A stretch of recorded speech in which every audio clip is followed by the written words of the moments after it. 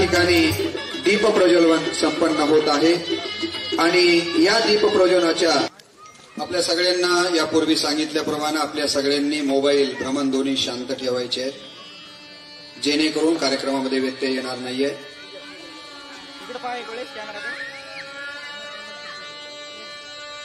अत्यंत देखणा कार्यक्रम आपल्या सर्वांच्या उपस्थितीमध्ये या ठिकाणी संपन्न होतो आहे। कार्यक्रमाचे प्रमुख व्याख्याते प्राध्यापक श्रीहरी वेदपाठक सर यांचा सत्कार करण्यासाठी माननीय डॉक्टर दिलीप पुंडे साहेब आणि संयोजन समितीतील सर्व सदस्यांना मी विनंती करतो की आपण मंचावरती उपस्थित व्हावं आणि या ठिकाणी श्रीहरी वेदपाठक सर यांचा सत्कार संपन्न करावा, ज्यामध्ये शिवाजी आंबुलगेकर सर आहेत, doctor Ramkrishna Badne sir, Eknath Dongane sir, Dadarao Aglaveji, doctor Devidas Kendreji, Ramesh Meghdeji, Dnyanoba Jogdanji, Sadhanatai Pendharkar या सगळ्यांना विनंती करतो की आपण मंचावरती उपस्थित होऊन या ठिकाणी आजच्या कार्यक्रमाचे सुप्रसिद्ध वक्ते प्राध्यापक श्रीहरी वेदपाठक सर यांचा या ठिकाणी सत्कार करण्यासाठी मंचावरती उपस्थित व्हायचं आहे।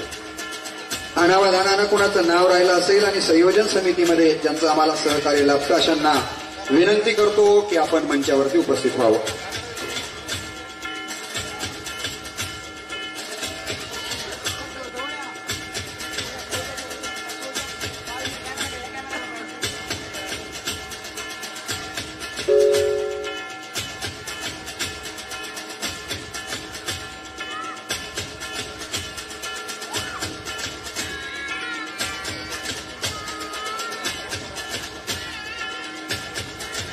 यानंतर आपण इतर सत्कार या ठिकाणी संपन्न करणार आहोत।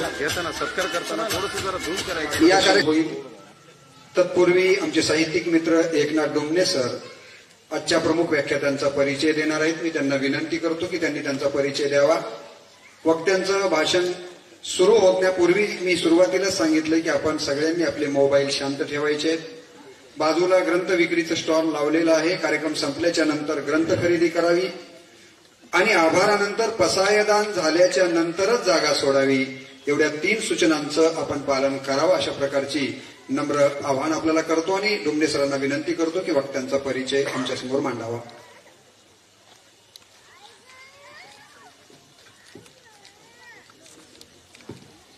आजचे वक्ते माननीय प्राध्यापक श्रीहरी आत्माराम वेदपाठक, ज्यांचं MA मराठी झालेलं आहे आणि BEd पण झालेलं आहे। संजीवनी कनिष्ठ महाविद्यालय चापोली येथे प्रदीर्घ अशी 30 वर्ष अध्यापन सेवा त्यांनी दिलेली आहे। तो काळ 1990 तो 2020। लातूर विभागीय मंडळात मुख्य नियामक म्हणून कार्य केलेले आहे। 11वी व 12वीच्या नवीन पुस्तक समीक्षणात सरांचा सहभाग राहिलेला आहे। उच्च माध्यमिक शिक्षकांसाठी प्रशिक्षक म्हणूनही त्यांनी कार्य केलेलं आहे। तालुका जिल्हा वक्तृत्व स्पर्धेचे परीक्षकही ते राहिलेले आहे। लातूर विभागीय मंडळ कर्मचाऱ्यांसाठी घेण्यात आलेल्या शिबिरात त्यांनी तज्ञ मार्गदर्शकांची भूमिका वठवलेली आहे। नानकसाई फाउंडेशन नांदेडच्या संत नामदेव पुरस्कारावर त्यांनी आपली मोहर उमटवलेली आहे। राष्ट्रीय सेवा योजना व महाविद्यालयातून विविध विषयावर व्याख्याने त्यांनी दिलेली आहेत। मागील 15 वर्षापासून ते आध्यात्मिक प्रवचने देत असतात। अहमदपूर व नळेगाव व्याख्यानमालेचे ते संयोजकही राहिलेले आहेत। उच्च माध्यमिक शिक्षकांच्या प्रशिक्षणातून ताणतणाव व्यवस्थापन, व्यक्तिमत्व समृद्धी, शैक्षणिक नेतृत्व, मानवी संबंध, जीवन कौशल्य आदी विषयावर त्यांनी मार्गदर्शन केलेले आहे। हल्ली ते Dinesh Bembde college of pharmacy Mhalangra येथे प्रशासकीय अधिकारी म्हणून आपली सेवा देत आहेत। तेव्हा मी आजच्या व्याख्यात्यांना या ठिकाणी विनंती करणार आहे की आपण व्याख्यानाला सुरुवात करू। वेदपाठक सरांनी परवाच गणाचार्य मठ संस्थांमध्ये स्वामी विवेकानंदावरती सुंदर व्याख्यान दिलेलं आहे। श्रोत्यांचा ताण आणि तणाव वाढणार नाही याची काळजी घेत ते निश्चितपणे आपल्या समोर व्यक्त होणार आहे. पुनश्च एकदा त्यांना विनंती करतो श्रीहरी वेदपाठक सरांना की आपण ताणतणावाचं व्यवस्थापन या विषयावरती सविस्तर आम्हा सर्वांच्या समोर व्यक्त व्हावं. प्राध्यापक श्रीहरी वेदपाठक सर. आता हृदय आपुले चौफाळुनिया भले वरी बैसवू पाऊले श्री गुरूंची.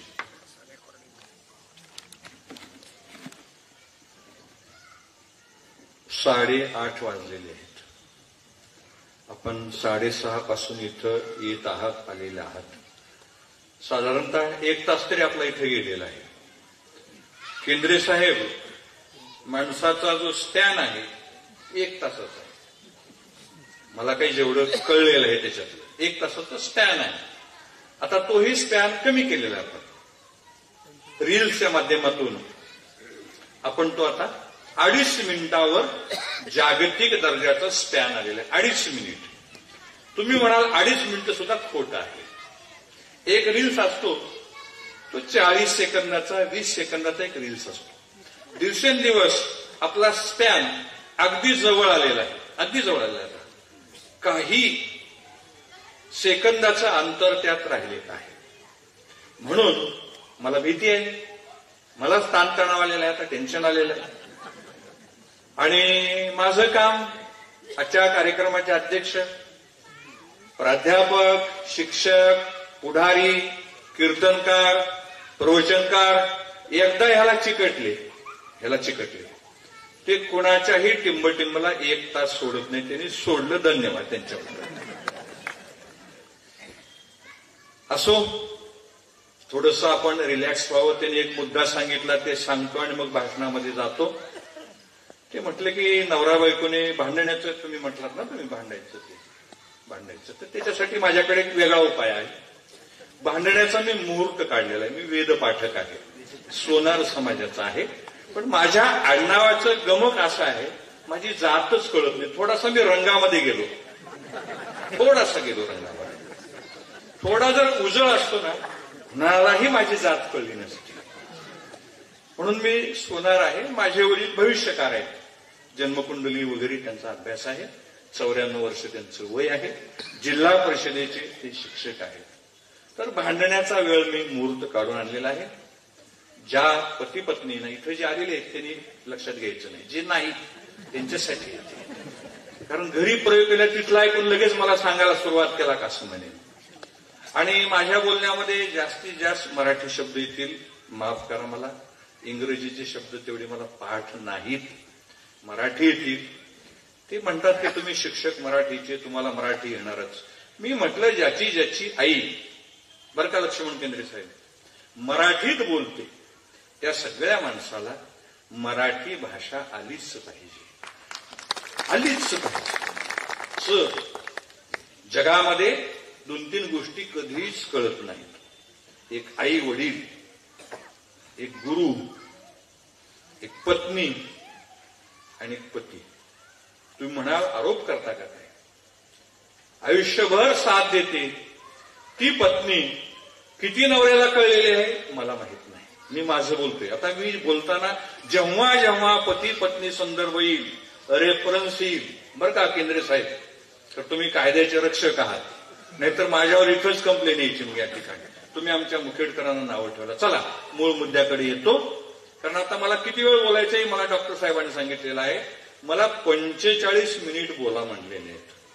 पण कितीही कोंबाकोंबी, लक्षात येते का? पिशव्या होत्या पूर्वी सॅक नव्हत्या, बॅग नव्हत्या, पिशवी असायची आणि त्याच्यामध्ये कपडे आपण कोंबून भरायचे. 45 मिनिटांमध्ये मी बसवायचा प्रयत्न करतो. नाही बसलं तर तुमच्यानी माझी गाठ आहेच. मी जास्त काही बोलणार नाही आणि लवकर काही सोडणार नाही. कळलं तर हसा, माझं काही म्हणणं नाही. जास्त काही बोलणार नाही आणि लवकर काही सोडणार नाही. त्याला एक मुहूर्त सांगतो मी. रात्री 2 वाजता पती पत्नीने भांडायचं. अतिशय सुंदर मुहूर्त आहे. अतिशय तुम्ही प्रयोगच करून बघा. प्रयोगच करतो. भांडायचा मुहूर्त 2 वाजता. समजा अबोला झाला असेल तर एक चिठ्ठी लिहून ठेवायची. पतीने पत्नीच्या उशीला चिठ्ठी लिहून ठेवायची. रात्री 2 वाजता भांडायचंय. त्याने ठेवायचं. रात्री 2 वाजता भांडायचंय. भांडण कधीच होणार नाही. कधीच भांडण होणार नाही. चला, या कार्यक्रमाचे अध्यक्ष आदरणीय प्राध्यापक ज्येष्ठ असलेले, तेही कनिष्ठ महाविद्यालयात होते आणि मीही होतो. त्यांना सांगितलं हा जो विषय आहे कुठून आलेला आहे, तर तो आमच्या सिलेबसचाच एक भाग आहे. 11वी-12वीला जे प्राध्यापक शिकवितात त्यांना 12 वर्षाला आणि 24 वर्षाला एक ट्रेनिंग दिलं जातं. 12 वर्षाला असतं वरिष्ठ श्रेणी, पगारात चांगला फरक पडतो, आणि 24 वर्षाला एक 700-800 रुपयाचा फरक पडतो. दोन्ही लाभ मी घेतलेला आहे, शासनाचा ऋणी आहे मी. तर त्याला हा विषय आहे ताणतणावाचे व्यवस्थापन. या कार्यक्रमाचे अध्यक्ष नारायण रोष्टसागर, या कार्यक्रमाचे प्रमुख पाहुणे. आणि आता बोलता बोलता विषय निघाला की जुन्या काळातली म्हण आहे ताई ना, बरं का, माहेरचं कुत्र सुद्धा अप्रूप असते म्हणजे कुत्र हे जुन्या काळात. आता केंद्रीय साहेब निघाले उदगीरचे सर, त्याच्यामुळे मला फार आनंद झाला. माझे जातीचे मज भेट कोणी, तसं माझे जिल्ह्याचे मज भेट कोणी. ते उदगीरचे निघाले, मग त्यांचा रेफरन्स तो संदर्भ निघाला. बरं वाटलं मला या ठिकाणी. आणि 1 वर्षापासून आहे त्यांच्याकडे आल्यावर मला समाधान मिळालं. मला चेहरे वाचायची एक सवय लागलेली आहे. महिलांचे घरी जायचं नाही, भानगडी होतात, आपण पुरुषांचे चेहरे वाचायचे. मानवी स्वभावाचं मी सांगतो, पण सगळे पुरुष चेहरे वाचतात महिलांचे, माझं असं मत आहे. तुमचं काय मला माहिती नाही. मी जे जे बोलेन ते मला लागवाय, तुम्हाला त्याच्यातलं कुठलंही ऑब्जेक्शन घेण्याची गरज नाही. तुम्ही सगळे अपवादात्मक योगामध्ये आहात. प्रसन्न चेहऱ्याने लक्ष्मण केंद्रे साहेब आहेत, आपल्या उपजिल्हा रुग्णालयाचे जे अधीक्षक आहेत आदरणीय डॉक्टर टाकसाळे साहेब आहेत, ज्यांना पद्मश्री पुरस्कारासाठी नामांकन आलेलं आहे. आपण टाळ्यांच्या गजरामध्ये आपण प्रार्थना करूया की त्यांचं नाव येणाऱ्या 26 जानेवारीच्या पद्मश्रीच्या यादीमध्ये नक्कीच येईल. त्यांचा इथे सत्कार करा आणि त्या सत्काराला मला इथं बोलवा, मलाही त्यांचा सत्कार या ठिकाणी करता येईल. आणि पतीच्या कामामध्ये साथ देण्यासाठी सगळं तुमच्यावर अवलंबून आहे. आमच्या हातात काही नाही, आमच्या हातात काही नाही साहेब. तुमचं चांगलं आहे, तुम्हाला ड्रेस आहे, तुम्ही खरेच फौजदार आहात. पण हे आम्ही बसलेत ना सगळे, आम्ही घराबाहेर फौजदार. मी माझं सांगतो, तुमचं मला माहित नाही. तुम्ही स्वतःवर ओढून घेऊ नका. मी आधीच केंद्रीय साहेबाकडे कॅव्हेज दाखल केले, कॅव्हेज, कुणी तक्रार करू नये बरं का. सगळं तुमच्यावर अवलंबून आहे. आमच्या सगळ्या नाड्या तुमच्याकडे आहेत. कृपा करा आणि आम्हाला थोडीशी सवलत द्या, जास्त देऊ नका, कन्सेशन द्या, सबसिडी द्या. आपण बाहेर फौजदार, मी प्राचार्य, मी उपप्राचार्य, मी डॉक्टर, मी अमुक पक्षाचा, मी तमुक पक्षाचा, मी मीडिया, मी पत्रकार, माझ्याकडे एवढ्या संघटना आहेत.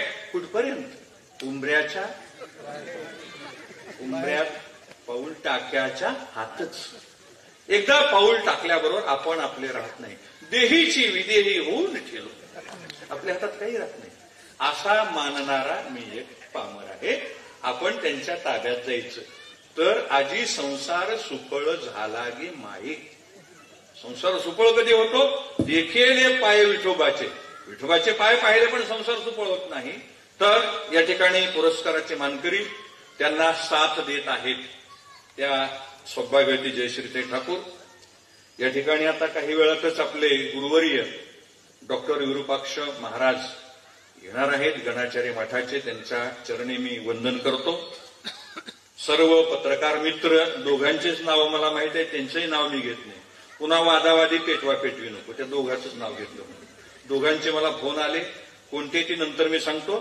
सर्व पत्रकार मित्र, त्याबरोबरच सर्व पक्षांचे सन्माननीय पदाधिकारी, सर्व प्राचार्य, प्राध्यापक, शिक्षक, डॉक्टर, उद्योजक, रोटरी क्लबचे पदाधिकारी, शेतकरी, ज्येष्ठ नागरिक आणि आमच्या माता भगिनी.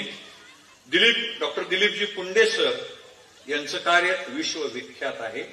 त्यांचे सर्व कुटुंबीय, ज्यांनी मला या नांदेडच्या व्याख्यानमालेसाठी गणाचार्य मठामध्ये निमंत्रित केलं, असे माझे मार्गदर्शक, सुप्रसिद्ध व्याख्याते, माझे प्राचार्य डॉक्टर रामकृष्ण बदने, ज्यांनी मला मुखेड दाखवलं, ज्यांच्यामुळे मुखेडला मी येऊ लागलो, पहिल्यांदा आलो, असे प्राध्यापक doctor Sanjeev Reddy sir, doctor Padamwar sir, प्राध्यापक संजय पाटील, प्राध्यापक डोईबळे सर, प्राध्यापक एकलारे, पवन पोद्दार, माझे मार्गदर्शक शिवाजीराव अंबुलगेकर, एकनाथ डुमणे, आणि बऱ्याच वर्षापूर्वी या ठिकाणी शंकरांना पोद्दार याने एक मोठा वारकरी मेळावा घेतला होता.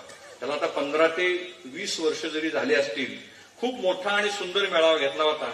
तेव्हापासून माझ्या परिचयात असलेले माननीय शंकरांना पोद्दार या सर्वांची नावं घेतो. या ठिकाणी सर्वांना मी अभिवादन करतो. आता या ठिकाणी 8:39 झाले फक्त, आणि मग मी आता माझ्या विषयाकडे जाणार आहे. मी आपले चेहरे पाहणार आहे. तुम्ही कुणीही घाबरू नका, आणि घाबरला तरी मी काहीच करू शकणार नाही. माझ्या हातात आता काही उरलेलं नाही. डॉक्टरांकडे मी बघणार आहे. त्यांनी जर म्हणले असं करा, त्यांनी हात केला की मी लगेच ब्रेक लावणार आहे. मग तुम्हाला गोळ्या कमी मिळतील किंवा औषधं मिळणार नाहीत, तर ते उद्या डॉक्टरकडे तुम्हाला ते औषधं मिळतील. आता सांगितलं केंद्रे साहेब, 21वे शतक हे मानसिक रोगाचं शतक आहे. मी लातूरला राहतो. लातूरच्या 2-3 दवाखान्यामध्ये मी जात असतो. मला बऱ्याच ठिकाणी फिरायची सवय आहे. माणसं 2 प्रकारची असतात, एक एकांतवासी आणि एक लोकांतवासी आहेत. डॉक्टर पुंडे साहेब आहेत, ते लोकांतवासी आहेत. एकटं राहत नाहीत, ते समूहाला घेऊन राहतात. तर लातूरला मी पाहिलं की बीपीच्या दवाखान्यात फुल गर्दी आहे, शुगरच्या दवाखान्यात त्याच्यापेक्षा टॉप गर्दी आहे. नंतर अजून एक दवाखाना आहे, मेंटल दवाखाना आहे, ज्या दवाखान्यात इंजेक्शन नाही, सुई नाही, स्पिरिटचा बोळा नाही, मराठी शब्द आहेत आता सगळे, हे काहीच नाही. डॉक्टर आणि रुग्णामध्ये 10 फुटाचं अंतर असतं. रुग्णाला 2-3 लोकांनी पकडलेलं असतं. असा एक दवाखाना आहे. आणि चौथा एक दवाखाना आहे लातूरला, तिथं मायंदळ गर्दी आहे, भयंकर गर्दी आहे. मी सुद्धा गेलो एकदा, नंबरच लागला नाही. तो म्हणजे याच्यामध्ये काही बदल होते का या वयात? मी सुद्धा प्रयोग केला, पण नंबरच लागेना. ते म्हणजे नंबर लावावा लागेल. लातूरला बरेच प्रसिद्ध डॉक्टर आहेत, स्किन तज्ञ आहेत. मी म्हटलं आता आपल्याला बदल करून काही उपयोग नाही. आपलं भाजायचं तेव्हा वडिलांनी भाजून काढलेलं, आता काही प्रॉब्लेम आपल्याला येणार नाही. टीव्ही चालू होता. मी आलो बाहेरून आणि पत्नीला म्हणालो, आता काय जेवायचं बघा, जरा बसा म्हटले. बसल्यावर मला नाईलाजाने ते मालिका बघाव्या लागल्या. मग माणूस कसा आहे, उगी बसत नाही, बसल्यावर काहीतरी खुसपट काढत असतो. बघता बघता मी बघितलं, कधीतरी चुकून बघितलेलं होतं, आणि माझ्या लक्षात आलं की मागच्या शुक्रवारी ती स्त्री दुसऱ्याच पुरुषाबरोबर होती, आणि या शुक्रवारी ती स्त्री तिसऱ्याच पुरुषाबरोबर आहे. मी म्हटलं, तुम्ही काय बघताय, काय चाललंय काय म्हटले. असं बघून आपल्या घराचं वाटोळ होईल म्हटले. ते म्हणले, तुम्ही शांत, ती कुणासोबतही जाऊ, तो कुणासोबत जाऊ, मी तुमच्यासोबत आहे ना म्हटले. मग तुम्हाला काय टेन्शन आहे? लोक हसतात बघायचं, चांगली गोष्ट आहे. मोदी साहेबांनी तुमच्या गावाला टॅक्स लावलेला नाही, नाहीतर मी बऱ्याच ठिकाणी भाषण होतात, लोक हसतच नाहीत. केंद्रे साहेब, लोक न हसण्याचं एक कारण आहे, चेहऱ्याची घडी मोडू देणार नाही. जसं लोकमान्य टिळकांनी प्रतिज्ञा केली, स्वराज्य हा माझा जन्मसिद्ध अधिकार आहे आणि तो मिळवल्याशिवाय राहणार नाही, तसं दुसऱ्या गावात, इथं नाही, मला सुखरूप परत जायचं त्या ठिकाणी, दुसऱ्या गावात गेलो, लोक हसतच नाहीत. तर ते म्हणले, आमच्या गावामध्ये अशी प्रतिज्ञा केलेली आहे, काही झालं तरी चेहऱ्याची घडी, इस्त्रीची घडी आम्ही मोडू देणार नाही. लक्षात घ्या, जगामध्ये एकाच प्राण्याला हसता येतं, एकाच प्राण्याला. म्हणून आचार्य अत्रेंनी म्हटलेलं आहे, हास्य ही मानवाची मूलभूत प्रवृत्ती आहे. फक्त माणसाला हसता येतं, आणि हसण्यासाठी विज्ञान सांगतं 17 स्नायू लागतात. 17 कमी भरले तुम्ही जबाबदार, जास्त झाले तुम्ही जबाबदार. अकबराने बिरबलाला विचारलं, आपल्या दिल्लीमध्ये कावळे किती आहेत? तर तुम्ही सुद्धा घाबरला असाल, तुम्हाला टेन्शन आलं, किती कावळे आहेत आता दिल्लीमध्ये? तर ते म्हणाले, 5,17,389 कावळे आहेत म्हटले. मग अकबरजी म्हणाले, अरे कमी झाले तर ते गावाला गेले असतील, जास्त आले असतील पाहुणे होऊन आले असतील म्हटले. म्हणजे आपण कुठलं तरी एक उत्तर जर ठोकून दिलं तर आपल्याला ताण आणि तणाव येत नाही. पण माणूस कसा आहे, बुद्धिप्रिय आहे. माणसाची जी बुद्धी आहे ना, त्या बुद्धीचा रस्ता स्ट्रेट फॉरवर्ड नसतो. बुद्धी सरळ कधी जात नाही. बुद्धी ही तिरकस असते, तिरकस. जसं आपल्या कपड्याला आतून एक शिलाई असते बघा, एक सरळ शिलाई असते आणि दुसरी झिगझॅग शिलाई असते, तसं बुद्धीची झेप असते.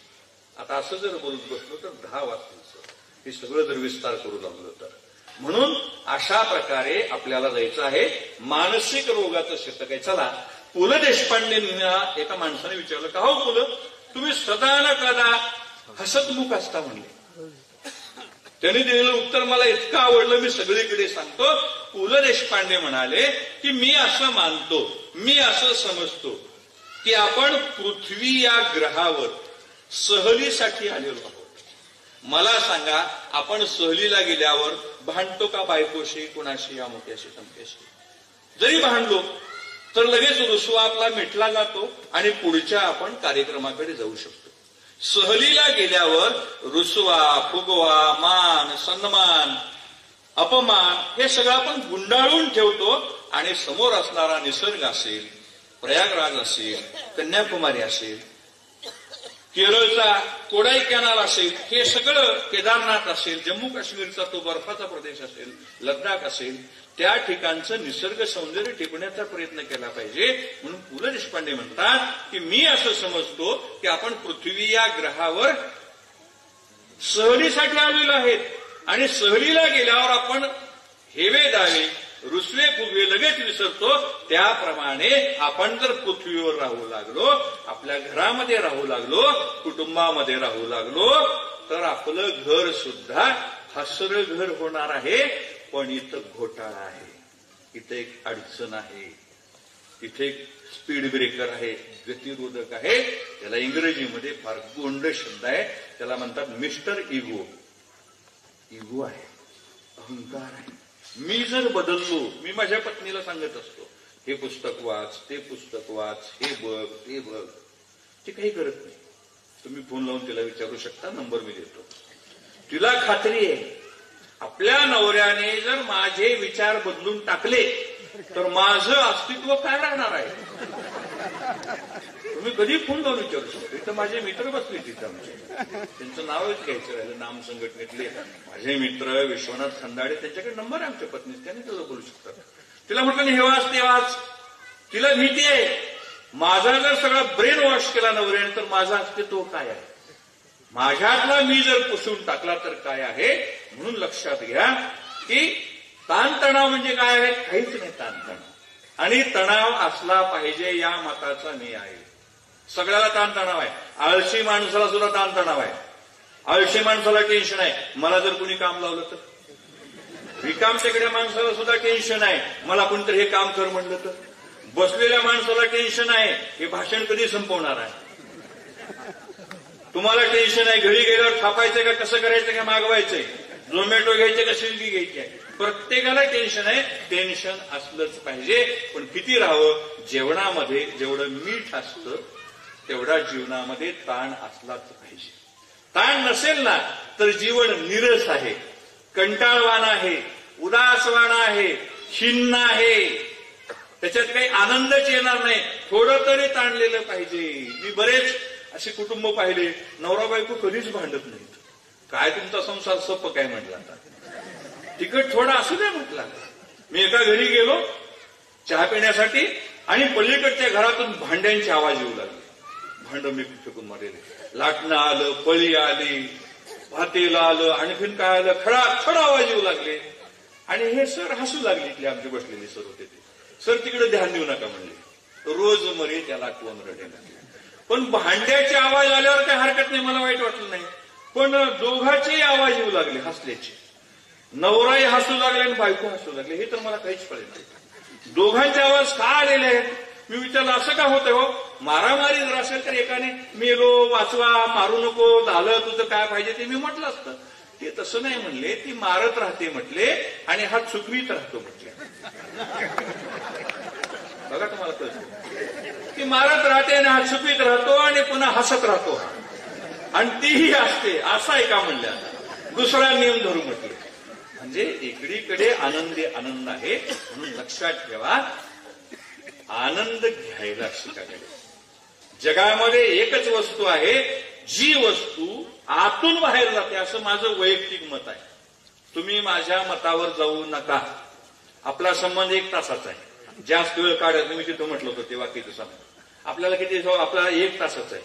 भाषण चांगलं झालं म्हणा, नाही झालं म्हणा, ते काय मला देणार आहे ते पाकिट देणार आहे, त्याच्यात ते बदल होणार ते ठरलेलंच आहे. पाकिट ते देणार. लक्षात ठेवायचं. गाडी घेऊन यावं लागतं आणि गाडीला डिझेल वगैरे लागतं. मी एक साधा माणूस आहे. त्यांना म्हटलं माझं व्याख्यान ठेवू नका, मी वक्ते पुरवणारा माणूस आहे म्हटलं. मी लग्न लावणारा माणूस आहे म्हटलं, मला तिने नवरदेव करून टाकलेला आहे. तर अशा प्रकारे जीवनामध्ये आपल्याला काही करायचं नाही. जन्म आणि मृत्यू या दोन बिंदूमध्येच आपल्याला सगळं सामावलंय. मी कुठं आलो होतो तिथं अजून परत यावं लागतं. हे प्रवचन करायचं वैशिष्ट्य असतं. जगामध्ये एकच असा शब्द आहे की त्या शब्दाला मराठीमध्ये विरुद्धार्थी शब्द मला सापडलेला नाही. जर कुणाला सापडला असेल तर त्यांनी मला आणून द्यावं, मी त्याचं मान्य करेन. पण त्याच्या आधी एक वाक्य मला सांगायचंय की नीट ऐकायचं बरं का. लगेच ते आपल्यावर ओढून घ्यायचं नाही, लगेच नाही. ते केंद्रीय साहेबाकडे तक्रार जाईल. मी त्यांना इथं बसून ठेवलेले आहे आणि मला खात्री आहे तर ते माझी बाजू घेणार आहे. न पटणाऱ्या बायकोसोबत तुमच्याविषयी मला कुणाला दुखवायचं नाही. न पटणाऱ्या नवऱ्यासोबत आपण आयुष्य काढतो. आयुष्य तुम्ही म्हणाल असे आरोप नाही. असं कोण आहे का जगामध्ये की ज्या पुरुषाला पत्नीचे 100% विचार पटतात. नंतर आपण मुलाखत घेऊ शकतो. त्यांचा एक वेगळा कार्यक्रम घेऊयात आपण बंदिस्त खोलीमध्ये कॅमेऱ्यात घेऊया की ज्याला पत्नीचे 100% विचार पटतात असं कोणी आहे का? आणि ज्याला पतीचे 100% विचार डुलतात असं कोणी आहे का? तर तसं काही नसतंय. मला वाटतंय प्रत्येक माणूस ही वेगळी आयडेंटिटी आहे. मग बाबा महाराज सातारकरांची कीर्तनं मला ऐकायची फार सवय आहे. त्यांचा माझा स्नेहही होता, परिचय होता. अहमदपूरला ते बरेचदा आले होते. त्यांचा माझा सहवासही होता. आणि त्यांच्या कीर्तनामध्ये जे मराठीचे वाचक आहेत, मराठीचे श्रोते आहेत, तरी त्यांची कीर्तन प्रवचन अजून नीट आहे का? मराठीतला शब्दच्छल बरं का, क्षीरसागरचं शब्दच्छल म्हणतात. शब्दच्छल शाब्दिक कोटी कसे असतात ते बाबा महाराज ऐकले. ते म्हणाले न पटणाऱ्या बायकोसोबत तुम्ही आयुष्य काढता, माझ्यासोबत ज्ञानेश्वरीच्या प्रवचनात 1 तास काढायला काय हरकत आहे? तसं मी म्हणतो या ठिकाणी भीमाई व्याख्यानमालेमध्ये माझ्यासोबत 1 तास काढायला काहीच हरकत नाही. म्हणून जन्म आणि मृत्यू हे 2 बिंदू आहेत. तर या ठिकाणी सावित्रीबाई फुलेंना अभिवादन. जगी ऐसा बाप व्हावा, जगी ऐसा बाप व्हावा, ज्याचा वंश मुक्तीस जावा. आदरणीय पुंडे साहेबांचे वडील, त्यांना मी अभिवादन करतो. आणि धन्य त्यासी माय प्रसवली, धन्य त्यासी माय प्रसवली. संत श्रेष्ठ नामदेव महाराजांचं प्रमाण आहे की त्या मातेने डॉक्टर दिलीप पुंडे सारख्या मुलाला जन्म दिला आणि ज्याने मुखेडचा नावलौकिक जगभरात नेला. त्यांचं कार्य शब्दामध्ये न मांडण्यासारखं आहे. शब्दातीत कार्य आहे, ज्याला शब्दामध्ये साठवता येत नाही, बांधता येत नाही. म्हणून लक्षात घ्या की आपल्या जीवनातला ताणतणाव हा आपल्याच हातात आहे. वाढवायचा का कमी करायचा आहे? कुठलाही जगातला डॉक्टर तुमचा ताणतणाव दुरुस्त करू शकत नाही. आपल्या मुलाचं नाव गौरवच ना, तर हृदयरोग तज्ञ आहेत ना, मग त्यांना भेटायचं. तर मला बीपी आहे, रक्तदाब आहे. कशामुळे तो रक्तदाब? सहन करण्याची क्षमता जशी जशी कमी होत जाते तसं तसं त्याला तो रक्तदाब होतो, असं माझं वैयक्तिक मत आहे. तुमचे वैद्यकीय कारण काही असू द्यात. आपला जो पेशन्स आहे, आपल्याकडे गोंड शब्द आहे पेशन्स, सहनशीलता ही काळामध्ये अतिशय कमी झालेली आहे. अतिशय म्हणजे अतिशय कमी झालेली आहे. माणसाला केसभर सुद्धा सहन होत नाही. पण केंद्रीय साहेब, मला ह्या पुरुषांचं खरंच कौतुक करावं. सगळ्यात तुमचं नाही बरं का, इकडलं सगळं तुमच्याकडं नाही बोलायचं. ही आम्ही मंडळी घरामध्ये पाण्याचा ग्लास सुद्धा उचलून घेत नाही. मी माझं बोलतोय, तुमचं मला काही माहित नाही, मी माझं बोलतोय. आम्ही पाण्याचा ग्लास घेत नाही, तांब्या घेत नाही, कांदा घेत नाही, काकडी घेत नाही, काही नाही. आणा हे आणा ते आणा, आम्ही ऑर्डर सोडतो. पण हाच पुरुष नावाचा प्राणी हॉटेलमध्ये गेल्यावर गुगल गाय होतो. हॉटेलमध्ये गेल्यावर एवढा मोठा माणूस, तिथे एकच शब्द असते सर, त्या शब्दामध्ये एवढी ताकद आहे. स्वामी विवेकानंद म्हणाले शब्दामध्ये किती ताकद आहे? तळपायाची आग मस्तकाला नेण्याची ताकद आहे म्हणजे शब्दामध्ये. आणि हा माणूस घरामध्ये अमक तमक भाषण टोकणारा माणूस त्या ठिकाणी टोकन घेतो आणि मग काय करतो? टोकन घेऊन तिथे एक शब्द असतो, त्याला इंग्रजीमध्ये फार गोंडस नाव आहे, सेल्फ सर्व्हिस. आणि कुठे न वाकणारा माणूस ताट घेऊन येतो टेबलवर बसतो. मी लातूरचं सांगतो, इथलं मला सिस्टम माहित नाही, कुठल्या हॉटेलमध्ये मला कोणी नेलेलं नाही. आणि आज एकादशी आहे, नो प्रॉब्लेम. मागच्या भाषणाला सुद्धा एकादशी होते. पवन पोद्दार म्हणाला काय सर, ते संजीव रेड्डी म्हणाले काय सर, पुंडे साहेबांकडून आम्हाला जेवायला असतंय, पण ते सुद्धा तुम्ही आज टाळलं म्हटले की एकादशीलाच कशी येता. सेल्फ सर्व्हिसमध्ये आज गुंततो, पण घरामध्ये आपल्याला पत्नीला मदत करायला काय अडचण आहे? मी तुमच्या बाजूने आता बोलतोय, पण आम्ही पुरुष मंडळी त्या पुरुषत्वाच्या अहंकाराखाली इतके दबून गेलेलो आहोत की आम्हाला ते सहनच होत नाही. म्हणून लक्षात घ्या, ताण घ्यायचा का नाही हे आपल्या हातात आहे. तणाव म्हणजे काय? ताण आणि तणाव हे दोन्ही समानार्थी शब्द आहेत. शिरसागर साहेब, गुगल काढून पहा, पुस्तकात पहा, समानार्थी शब्द आहेत.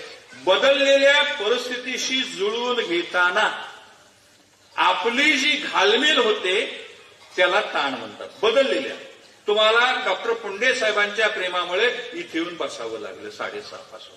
परिस्थिती बदललेली आहे. मालिका गेल्या, मोबाईल पाहायचं गेलं, बातम्या पाहायच्या गेल्या. बरं झालं काल क्रिकेटची मॅच होती, आज नाही, नाहीतर आपल्याकडे श्रोते फार दुर्मिळ झाले असते.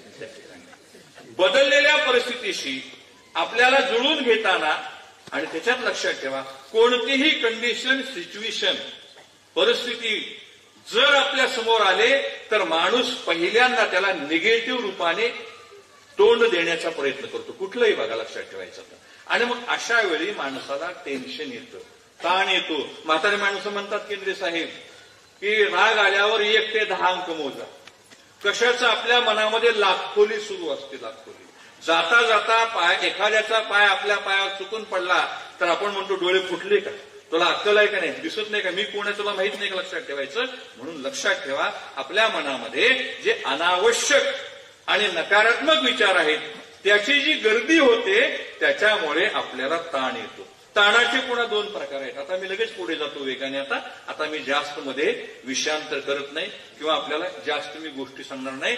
एक सकारात्मक ताण आहे आणि एक नकारात्मक ताण आहे.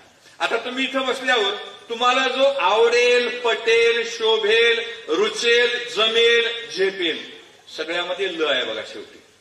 आवडेल, रुचेल, पचेल, जमेल, झेपेल, तो तुम्ही ताण घ्या. सकारात्मक ताण म्हणजे काय? पुंडे साहेबांनी आईवडिलांच्या स्मरणामध्ये व्याख्यानमाला चालवलेली आहे आणि 13वंच आहे का ते? हे 13वं पुष्प आहे. आणि या पुष्पाला दिलीपसिंह ठाकूर सारखा एखादा समाजसेवक आहे, विनम्र भाव आहे त्यांच्याकडे पाहिल्यावर, आणि अशा ठिकाणी जाऊन जो कोणी सोकोल्ड वक्ता आहे त्याचं जे काय आहे ते ऐकायचं आहे, ते चांगलंच असणार आहे असं म्हणून जे येऊन बसलेले आहेत त्यांना सकारात्मक ताण आहे. पण नाईलाजाने तर डॉक्टर साहेबाकडे रोज जावं लागतंय. त्यांना जर टाळलं तर डॉक्टर साहेब सकाळी फोन, का हो बाबूराव तुम्ही दिसला नाही, रामराव तुम्ही कुठे गेला होता, वाट पाहिली, तुमचा सत्कार करायचा होता, हे सुरू झालं की मग त्यांना नकारात्मक ताण येतो. सकारात्मक ताणामध्ये जर पाहिलं, मुलीचं लग्न जमलेलं आहे, मंगल कार्यालय ठरवायचंय, सोने खरेदी करायची आहे, पाहुण्यांना कपडे घ्यायचे, जावयाला कपडे घ्यायचे, ह्याच्यामध्ये सुद्धा ताण आहे, पण तो सकारात्मक ताण आहे. नंतर आहे आनंददायी कार्यक्रम आहे. आज पुंडे साहेबांना सुद्धा ताण आहे. श्रोते येतील की नाही मला त्या दिवशीच म्हणाले. व्याख्यानमालेचं आणि परमार्थाचं फार नुकसान झालेलं आहे. आता परमार्थामध्ये कीर्तनकार, भजनी मंडळ त्यांना मानधन द्यावं लागतं, आणि काही दिवसांनी जसं व्याख्यानमालाला श्रोते लागणार आहेत तसं कथा कीर्तनाला सुद्धा श्रोते लागणार आहेत. हे सुद्धा दुर्दैवाची गोष्ट आहे. हे झालं. नंतर विद्यार्थ्यासाठी निकालाचा दिवस आहे. नीट परीक्षेत किती मार्क पडणार आहेत, 12वीला किती मार्क पडणार आहेत, हे सगळे जे ताण आहेत हे सगळे सकारात्मक ताण आहेत. या ताणावर जुन्या काळातली गोष्ट आहे केंद्रित. जुन्या काळातली म्हणजे 40 वर्षापूर्वी एका कीर्तनात मी गोष्ट ऐकली होती. कृपा करून भगिनींनी आपल्या मनाला लावून घेऊ नका, नाहीतर माझी अडचण होईल. सांगू का मग तुम्हाला? ते काय झालं, रात्री 2 वाजता मला फोन येतो. जुन्या काळातली गोष्ट आहे. मला येतो फोन, मी माझं त्याच्यात येतो उदाहरण. 2 वाजता फोन येतो. माझा चुलत भाऊ तुळजापूरून निघालेला आहे. 10 वाजलेले आहेत. लातूरला पोहोचायला त्याला 12:30 होणार आहेत. आणि तो म्हणतो की तुला मी 10 वर्षाने भेटतोय आणि मला घरी येऊन जेवण करायचंय. तुम्ही विचार करा, आपल्या पक्षाचे लोक विचार करा. तुमच्यावर हा प्रसंग येऊ नये मी प्रार्थना करतो. रात्री 10 वाजलेले, फोन येतो, सगळं भांडे धुवून सगळं झालेलं आहे. आणि मग मला घाम आला, दुरून घाम, लटलट तापत मी गृहमंत्र्याकडे गेलो. प्रस्ताव, ते म्हटले काय झालंय, बीपी वाढला का काय म्हटले. आता बीपी वाढणार आहे म्हटले, काय झालंय काय म्हटले. आता तर सो असं त्यांना सांगितलं. मग त्या उठल्या, स्वयंपाक केलं, सगळं झालं. 2 वाजता झोपी गेली. सत्कार केला, भाऊ निघून गेला. लवकर जातो, मला लवकर जायचं. नंतर 1 महिन्याने तिच्या मावस बहिणीचा फोन आला. माऊस बहिणीच्या 3दा, इकडे 3दा करायचं. तुम्ही टेन्शन घेऊ नका. तिकडे 2दा आणि 1दा, तसं डोक्यात काहीच घेऊ नका. सोडून तुम्ही रिलॅक्स राहा. झोप आली निवांत झोप. बोर झालं बोर होऊ द्या. डॉक्टरांच्या नावानं जाईल, माझ्या नावावरती येणार नाही. बदने सर आहे त्याच्या नावावरती जायला शकतो. आणि मग तिच्या मावस बहिणीचा फोन आला की तुझ्या घरी मला यायचे खूप दिवस झाले. म्हणले 15 वर्ष झाले तुला पाहिलं नाही. सो ते 12:30ला फोन आला. 12:30ला फोन आल्यावर मला उठवण्यात आलं. आता तुम्ही खरं सांगा, बायको जेव्हा आपल्याला उठवते आणि आपण जेव्हा बायकोला उठवतो ते दोन्ही सीन मध्ये काही फरक आहे? ज्यांचे सोबत आहेत त्यांनी शांत बसा. एकटे आले त्यांनी बोला. एकटे आले त्यांनी डायरेक्ट बोललो, उठा ना म्हणले. काय झालं? असा समज येणार आहे. आपण जर सुधारायचं असेल, शांत राहायचं असेल, यस बॉस म्हणायचं. यस, पडत्या फळाची आज्ञा, पडत्या फळाची. आणि मी म्हटलं हो अमुक करा तमुक करा. सगळं झालं, निघून गेले, गोष्ट संपली. आता तुम्हाला मला प्रश्न विचारायचा आहे. तुम्ही शांत बसा. तुमचाच वकील आहे मी. की दोन्ही वेळेला स्वयंपाक करावा लागला की तुम्हाला? स्वयंपाक करावा लागला. दोन्ही वेळेला परिश्रम झाले. दोन्ही वेळेला झोपमोड झाली. त्यातला मला केसभर फरक सांगायचा, जास्त सांगायचा केसभरच. केंद्र साहेब नीट आहे का? दोन्ही वेळेला स्वयंपाक करण्यामध्ये सगळं समानच आहे. पण कोणता स्वयंपाक अत्यंत मन लावून झाला असेल यांचं उत्तर तयार आहे. मन लावून मनातून झाला असेल, केसभर फरक. आणि जर केसभर फरक नसेल, घालीन लोटांगणवर डोळ्याला पाहिलं. फरक असेल का नसेल? असेल फरक. लोक 100% म्हणाल ठाकूर साहेब तुम्हाला घरी गेल्यावर ऐकून घ्यावं लागेल ताईंचं. असं बोलतात का? असं करतात का? ताई मला एकच म्हणायचंय, स्वयंपाक चुकला का? नाही. कष्ट चुकले का? इथंच आपल्या आजच्या व्याख्यानाचं गणित आहे. इथंच आहे ज्ञानबाची मी. स्वयंपाक करावा लागला, रात्रीची वेळ आहे, नवऱ्याकडचे इतकं माहेरचे विचार करायचा नाही. आपण काय करायचं? जे जे भेटे भूत ते ते मानिजे भगवंत. नवऱ्याकडले पाहुणे येऊ द्यात, तितक्याच आनंदाने स्वयंपाक. बायकोकडले पाहुणे येऊ द्यात, तितक्याच आनंदाने. तुम्हाला सांगतो मी, त्यांना नाही तुम्हाला सांगतो. त्यांच्याकडे आले म्हणजे भारी भारी साड्या आणा, आपल्याकडे आल्यावर सुद्धा भारी भारी साड्या आणा. पण आमच्याकडे आल्यावर जरा दुर्लक्ष करायला शिका. थोडं दुर्लक्ष, थोडं तुमचं पेपरमिंट जरा तुमचं जे माप आहे ना थोडस लावून घ्या. तर हे जर बरोबर असेल, ताण घ्यायचा नसेल तर काय करायचं? दोन्ही स्वयंपाक आनंदाने जर केले तर तुम्हाला ताण आला नसता. आता नकारात्मक ताण म्हणजे काय? नाईलाजाने काम करणे. नाईलाजाने आता आणलंय ना, चला नोकरी आहे, असं करा तसं करा. लक्षात ठेवा, आपण काहीही काम करत असाल त्या कामामध्ये आपलं शरीर, आपलं मन इन्व्हॉल्व करा, त्याच्यामध्ये गुंतवा. आनंद केव्हा येतो? कामात आनंद घेतला तर आनंद येतो. हे मला नाईलाजाने लावलेलं आहे, काय करावं?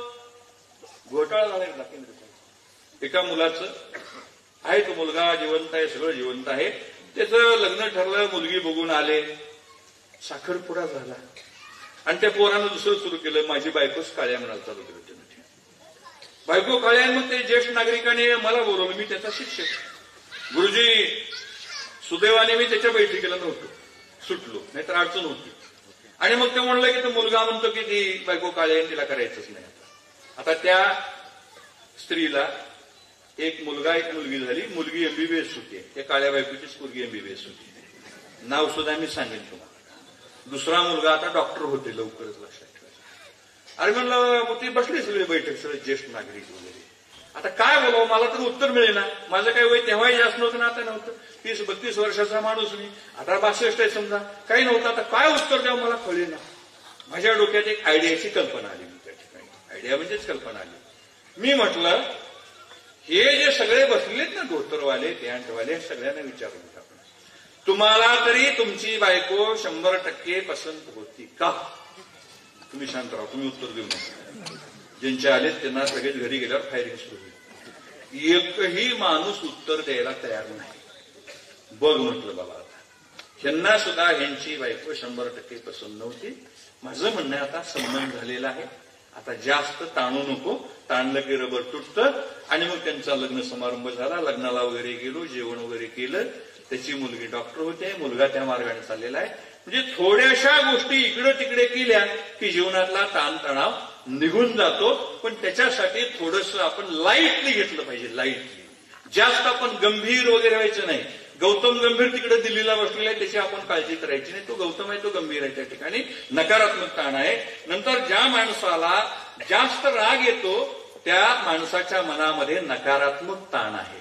आता आपण ठरवायचंय सकारात्मक ताण घ्यायचा का नकारात्मक घ्यायचं. भारतामध्ये 1000 पुरुषामागे 80 लोकांना मानसिक रोग आहे. 80 लोकांना. 21व्या शतकामध्ये आता आपल्याला वरचेवर पुढच्या वर्षी त्याच्या पुढच्या वर्षी मानसिक रोगी प्रचंड आपल्याला दिसणार आहेत. म्हणून लक्षात ठेवा की आपल्याला ताणातून मुक्त व्हायचंय. आणि मला सांगायला अतिशय आनंद आहे की ताण तणावाचं जी भानगड आहे डॉक्टर साहेब, ही अशिक्षित लोकांपेक्षा, तुम्हाला मान्य आहे ना पुढचं, सुशिक्षित लोकांना ताण घेतो.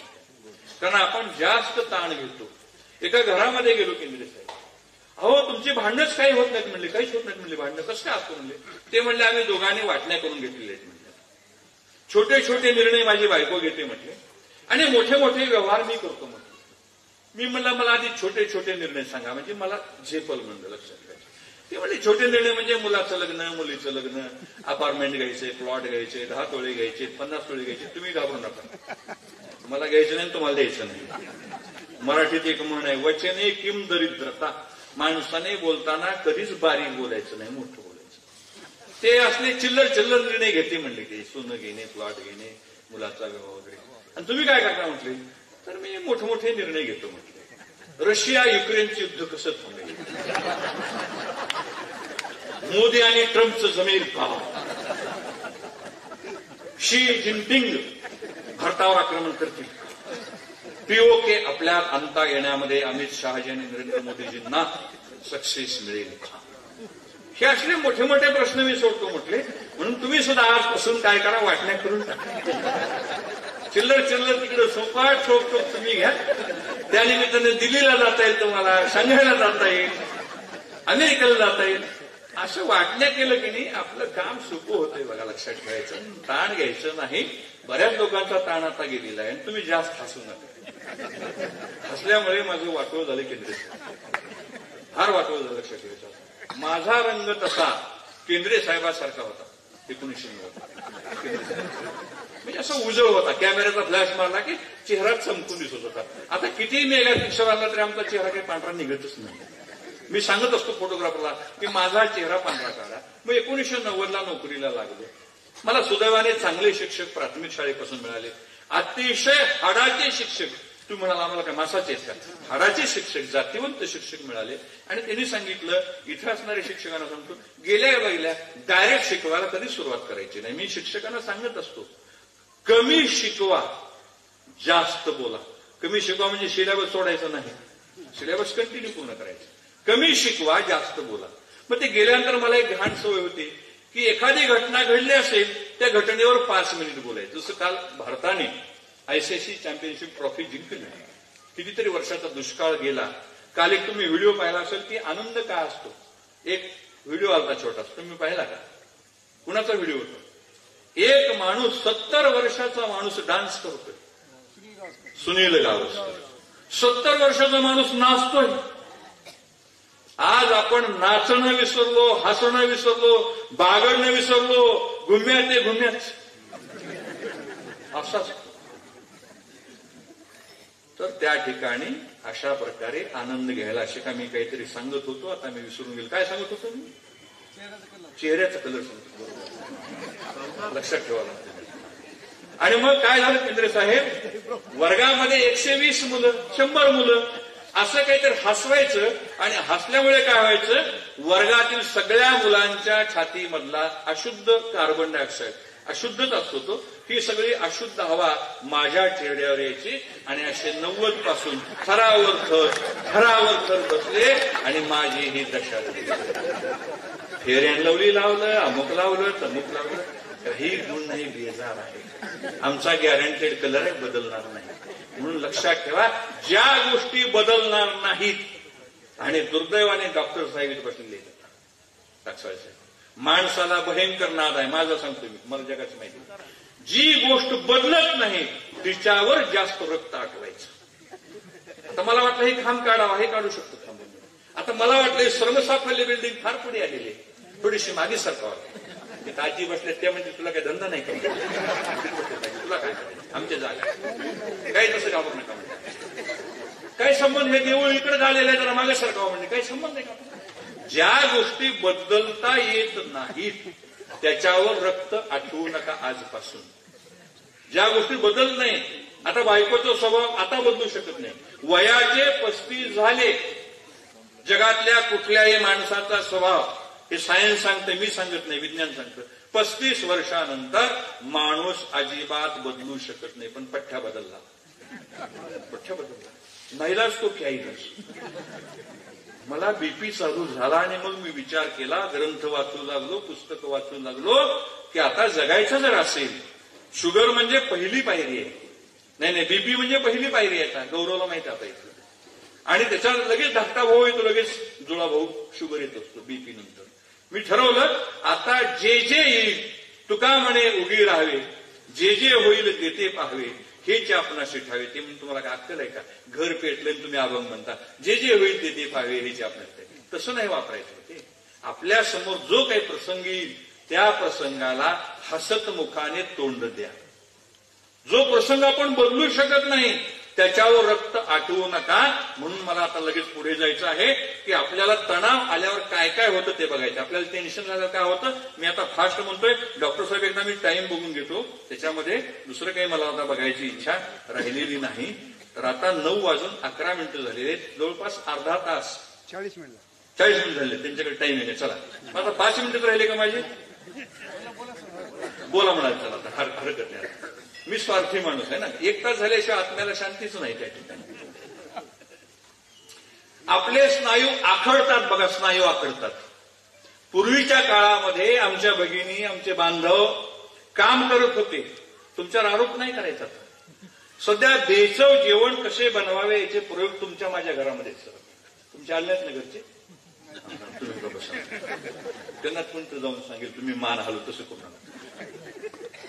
विज्ञान काय सांगतं की प्रेशर कुकरमध्ये काय होतं, मिक्सरमध्ये काय होतं हा माझा विषय नाही. कुकरमध्ये अन्न शिजत नाही, फुटलं जातं म्हणते अन्न, असं म्हणतात. लक्षात ठेवायचं आता आपला तो विषय नाही. स्नायू ताटतात, याचं कारण आहे आपल्याला वाकण्याची, काम करण्याची सवय आज आपण स्वतःहून सोडून दिलेली आहे, स्वतःहून. म्हणून अंगामध्ये स्नायू ताठरले जातात. आणखीन काय होतं बघा, डोकेदुखी लागते, थकवा येतो, निद्रानाश, ज्याला झोप येत नाही ना, फुकट सांगतो गोळी. टाकसाळे साहेब म्हणजे गिराईक आमचा आहे, तुम्ही काय घेता. झोप येत नाही ना, 100 पासून 1 पर्यंत उलट म्हणायचं. इथं करू नका प्रयोग, घरी गेल्यावर प्रयोग. तुम्ही बघा 3ऱ्या राऊंडला तुम्हाला झोप येणार म्हणजे येणारच, नसेल तर तुमच्या तुम्ही जबाबदार, माझं काही संबंध नाही. पण तुम्ही बघा त्याचं माप काढून बघा, 100, 99, 98, 97 म्हणा. असं म्हणता म्हणता तुम्हाला झोप येईल. नाहीतर एक मंत्र आहे, या देवी सर्वभूतेषु निद्रा रूपेण संस्थिता नमस्तस्यै नमस्तस्यै नमस्तस्यै नमो नमः. हा निद्रा येण्यासाठीचा एक मंत्र आहे. मग डोके जड पडणे, अंग दुखणे असं काही होतंय का बघा आपल्याला. वाढीव घाम येतो आपल्याला, भूक लागत नाही. याला कारण आहे आपल्या हातात असलेलं हे लेकरू. हे जे लेकरू आहे ते आपल्याला 12 पर्यंत झोपू देत नाही. पुढे काय पुढे काय पुढे काय पुढे काय जात असतं. नंतर आहे याच्या सगळ्यामुळे काय होतं, आपण आपल्या पण ठरवायचं, आपल्याला ताण आलाय का, डॉक्टर कोणता निवडा ठरवायचं. आपली रोग प्रतिकारक शक्ती कमी होते. काल परवाच येऊन गेलेला आपला मोठा भाऊ मिस्टर कोरोना. या ठिकाणी जे लोक गेले दुर्दैवाने ते भीतीने अधिक गेले. रोगाने कमी गेले पण भीतीने अधिक गेलेले आहेत. म्हणून भीती सोडा आजपासून. जगण्याची भीती ठेवू नका, मरणाची भीती ठेवू नका. मरण हे अटळ सत्य आहे. फक्त आपल्या हातामध्ये आलेलं जे आयुष्य आहे, जन्माने मृत्यूबंध बिंदू मधलं, ते आपण भोगायचं आहे. घसा कोरडा पडणे, जास्त वेळ बोलता न येणे, धाप लागणे, ही सगळी टेन्शनची लक्षणं आहेत. मानसिक व्याधी, सतत चिंता करत राहणे. जसं मी मगा सांगितलं ना, ते नवरा बायको लहान निर्णय आणि मोठा निर्णय घेतात. सारखी काळजी करा. लक्षात ठेवा, मुलाला 10वीला किती मार्क पडतील, मुलगा होण्याच्या आधी मुलाचं काय नाव ठेवावं हे कार्यक्रम आहे सध्या. आता त्याचं नाव काय ठेवावं ते. 10वीला शाहू कॉलेज मिळेल का 11वीला गेल्यावर? नांदेडला यशवंत कॉलेज मिळेल का? मला इकडे जास्त माहिती नाही. आमच्याकडे रेस लागलेली आहे, रेस. आज मुलं म्हणजे लंबी रेस का घोडा आहे. त्याला झापडं बांधायची, मेडिकल, इंजिनिअरिंग, आणि अशा टेन्शनमध्ये अनेक विद्यार्थी दुर्दैवाने आत्महत्या करत आहेत. याला जबाबदार शिक्षण पद्धती नाही, याला जबाबदार त्याला जन्म देणारे आईबाप आहेत. मंत्रालयात ज्या मुलाचे आई वडील काम करतात, केंद्रे साहेब, मी नाव घेत नाही त्यांचं, आई वडील IAS, दोघे IAS आहेत, तुम्ही बघा त्याच्यावर जाऊन. त्या एकुलत्या एक मुलाने आत्महत्या करावी, त्याला काही कमी होतं का? पण त्याच्यावर जे दडपण आहे, बर्डन आहे, दबाव आहे, तू हे कर, तू ते कर, ते कर. लक्षात ठेवा, आपल्या मुलांना स्वातंत्र्य द्या. आणि मग काय होतं, टेन्शन आल्यावर चिडचिडेपणा येतो, एकाग्रता होत नाही, कशातच लक्ष लागत नाही, आणि मग त्याच्या स्मृतीमध्ये भ्रंश होतो. काय पहिलं वाक्य, काय दुसरं वाक्य हे काही कळत नाही. भावनिक उद्रेक होतो. कुणी माणूस आले की त्याच्यावर रागवायचं, भस्कन त्याच्यावर ओरडायचं, चिडचिडेपणा करायचे. किती स्वयंपाक चांगला केला, ह्यासली भाजी असते काय, तुला अक्कल नाही. अहो अक्कल नाही, पण त्यांचं कशाला खाता? स्वतंत्र स्वयंपाक करून जेवा ना. तुम्हाला जर म्हटलं ना तुम्हाला काही जमत नाही, तुम्ही म्हणायचं हे तिखट मीठ घ्या, तुमच्या तुम्ही कुकर घ्या, मी झोपते म्हणायचं. काही प्रयोग करायला काही हरकत नाही. मला फोन लावा, मी त्यांना बोलू शकतो. केंद्रे साहेब माझ्या पाठीमागे, भिवू नकोस, मी तुझ्या पाठीमागे, माझ्या मागेच आहेत, लक्षात ठेवायचं. आणि मग तणावाची जी कारणं आहेत ना, ती मानसिक आहेत, शारीरिक आहेत, आणि परिस्थितीजन्य कारण आहेत. आज आपल्याकडे परिस्थिती, कोरोना आला हे परिस्थितीजन्य कारण आहे. उन्हाळा वाढला, यंदा 50ला तापमान जाणार आहे, हे परिस्थितीजन्य कारण आहे. मानसिक काय कारण आहेत की आपण सगळ्या माणसाकडे द्वेषबुद्धीने पाहतो. मला सांगा, शेजाऱ्याच्या दारामध्ये ऑडी गाडी आली, ऑडी मर्सिडीज आली, माझं पोट दुखायचं काही कारण आहे का? पण अलीकडच्या काळामध्ये दुर्दैवाने सुखाची व्याख्या बदललेली आहे, दुःखाची व्याख्या बदललेली आहे. आपल्यापेक्षा जर शेजारचा पुढे गेला तर त्याचं सुख हे आपलं दुःख असतं. एखाद्या व्यापाऱ्याला 2 कोटीचा फायदा झाला. कष्ट कुणी केले? त्यांनी. पैसा कुणी लावला? त्यांनी. मेहनत कुणी केली? त्यांनी. पण पोट दुखते कोणाचं? माझं पोट दुखते. ही जी वृत्ती आहे, या वृत्तीमुळे आपल्याला मानसिक आघात होतो. म्हणून लक्षात ठेवायचं की तणावाची जी कारणं आहेत ही साधी साधी कारणं आहेत. प्रत्येक गोष्टीमध्ये आपल्याला तणाव येतो, साध्या साध्या गोष्टीमध्ये. आजपासून, आत्तापासून मनाला सांगा, मनाची समजूत काढा की मी कोणत्याही गोष्टीचा तणाव घेणार नाही. रिलॅक्स, रिलॅक्स अँड रिलॅक्स राहणार आहे. तुम्ही म्हणाल काही केलं आमच्या डोक्यातून जातच नाही, तर त्याच्यासाठी सोपा मंत्र आहे डॉक्टर कुंडे साहेब, ओम दुर्लक्षाय नमः. कुठल्याही देवाचा नाही, देवीचा नाही, जनरल कॉमन आहे. कधीही घ्या, आंघोळ करून घ्या, न आंघोळ करता घ्या, बसून घ्या, झोपून घ्या, आडवं बसा, उभं बसा. ओम दुर्लक्षाय नमः. कुंडे साहेबांनी मला फोनच केला नाही भाषणाला. मी दरवर्षी येतो, यावर्षी मला निमंत्रण नाही, तरी का नाही? त्याच्यावर एक उपाय, ओम दुर्लक्षाय नमः. तुम्ही जेवढं दुर्लक्ष करायला शिकाल तेवढं तुमचं जीवन लाईफ सेफ आहे. सेफ खाल्ल्याने काय फायदा होतो मला माहित नाही, सेफ राहिल्याने काय फायदा होतो मला माहित नाही, पण दुर्लक्ष करायला शिका, आपल्या व्याधी शरीरामध्ये येणार नाहीत. म्हणून लक्षात ठेवायचं. आपल्याला पुढे जायचंय. आता हा जो तणाव आहे याच्यात आपल्याला व्यवस्थापन करायचंय. मी आता समारोपाकडे हळूहळू चाललेलो आहे, तरी अजून मला 1-1.5 तास लागेल. तर ओम दुर्लक्षाने गुरुची विद्या गुरुला. त्याच्यावर मला आठवलं वैकुंठवासी धुंडा महाराज देगलूरकर, आपण नाव ऐकलंय की धुंडा महाराज देगलूरकर. आणि मग त्यांच्या कीर्तनाला बरेच विद्वान जायचे, खूप लोक जायचे. एक विद्वान त्या ठिकाणी गेले, खूप तत्वज्ञानी असले. महाराज एक शंका म्हटले. हो सांगा ना. म्हटलं कीर्तन झाल्यावर लोक तुमच्या का पाया पडतात? म्हटलं आपल्याला माहित आहे महाराज आहेत, खूप त्यांचा अभ्यास आहे, पाया पडतात. ते म्हटले साधं गणित आहे, म्हणजे तुम्ही टेन्शन घेऊ नका. म्हणजे मी वेद पाठकला सांगितलं, म्हणले टेन्शन घेऊ नका की कीर्तन झाल्यावर लोक महाराज लोकांच्या का पाया पडतात. त्यांनी सांगितलं उत्तर आहे माझं नाही. तुम्ही 3 तास जे आम्हाला ज्ञान दिलेलं आहे की संसार वाईट आहे, संसारातून असं करा, निवृत्त व्हा, ते करा, हे करा, ते करा, हे सगळं ज्ञान पुन्हा तुमच्याच पायावर अर्पण करून पुन्हा संसारात जायला मी मोकळा आहे, म्हणून आपण तिथं पाय पडतो. दुसरं त्याच्यात तुम्हाला काही फार तुम्हाला मान द्यावा, पुण्य मिळावं अजिबात नाही. वैकुंठवासी दुंडा महाराजांचं हे वाक्य फार मिश्किल त्यांची बुद्धी होती. काही काही त्यांचे आपल्याला व्हिडिओ सुद्धा बघायला मिळतील. आणि लक्षात ठेवा, आजपासून एक वाक्य घरी लिहून ठेवा. घरी लिहून ठेवा. कुणी हसलं असू द्या, एक वाक्य लिहून ठेवायचं. ते वाक्य सुखातही चालतं, दुःखातही चालतं. ते वाक्य सगळ्या ठिकाणी चालतं, त्याला काही पथ्य पाणी नाही. ते वाक्य आहे, हेही दिवस जातील. हेही दिवस जातील.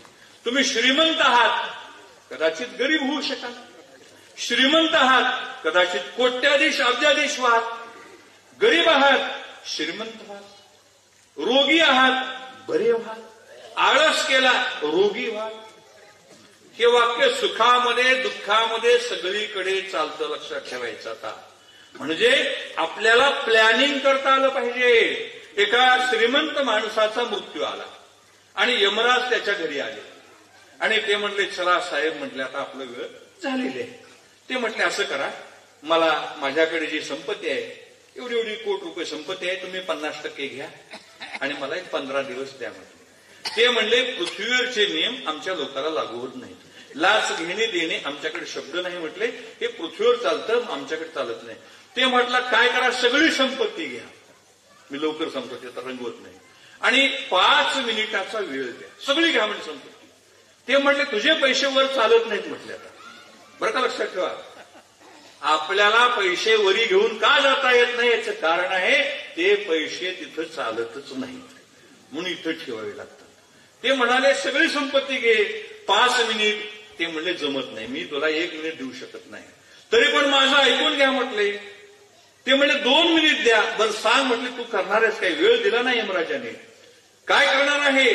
तर मी पत्नीकडे जाईन आणि तुला आयुष्यामध्ये मी ओळखू शकलो नाही, तुझं ऐकू शकलो नाही, मला माफ कर. मुलाकडे जाईन, तुम्हाला पैसा अडका सगळा दिला, पण 2 गोष्टी मी प्रेमाच्या बोललो नाही, तुमच्याशी संवाद साधला नाही.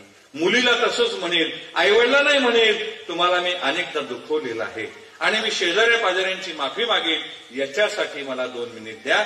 यमराज म्हणाले, नो आर्ग्युमेंट, याच्यात काहीच नाही, गोष्ट माझी संपली.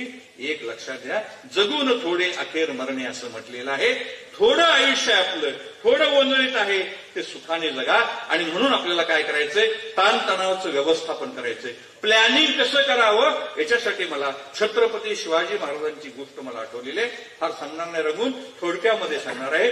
जेव्हा छत्रपती शिवाजी महाराज आग्र्याला निघाले, मिर्झा राजे जयसिंगाच्या सांगण्यावरून की तुम्ही आग्र्याला जाऊन बादशाहांना भेटा. जात असताना महाराजांना माहित नाही, 1 वर्ष लागेल, 10 वर्ष लागेल, आपण वापस येऊ का नाही, त्यांना काहीच कल्पना नव्हती. परंतु प्लॅनिंग कसं करावं, नियोजन कसं करावं, छत्रपती शिवाजी महाराजांच्या जीवनाला अनेक विविधांगी कंगोरे आहेत, अनेक अँगल्स आहेत. जसं आपण अँगल शोधूया तसं आपल्याला ते मिळणार आहे.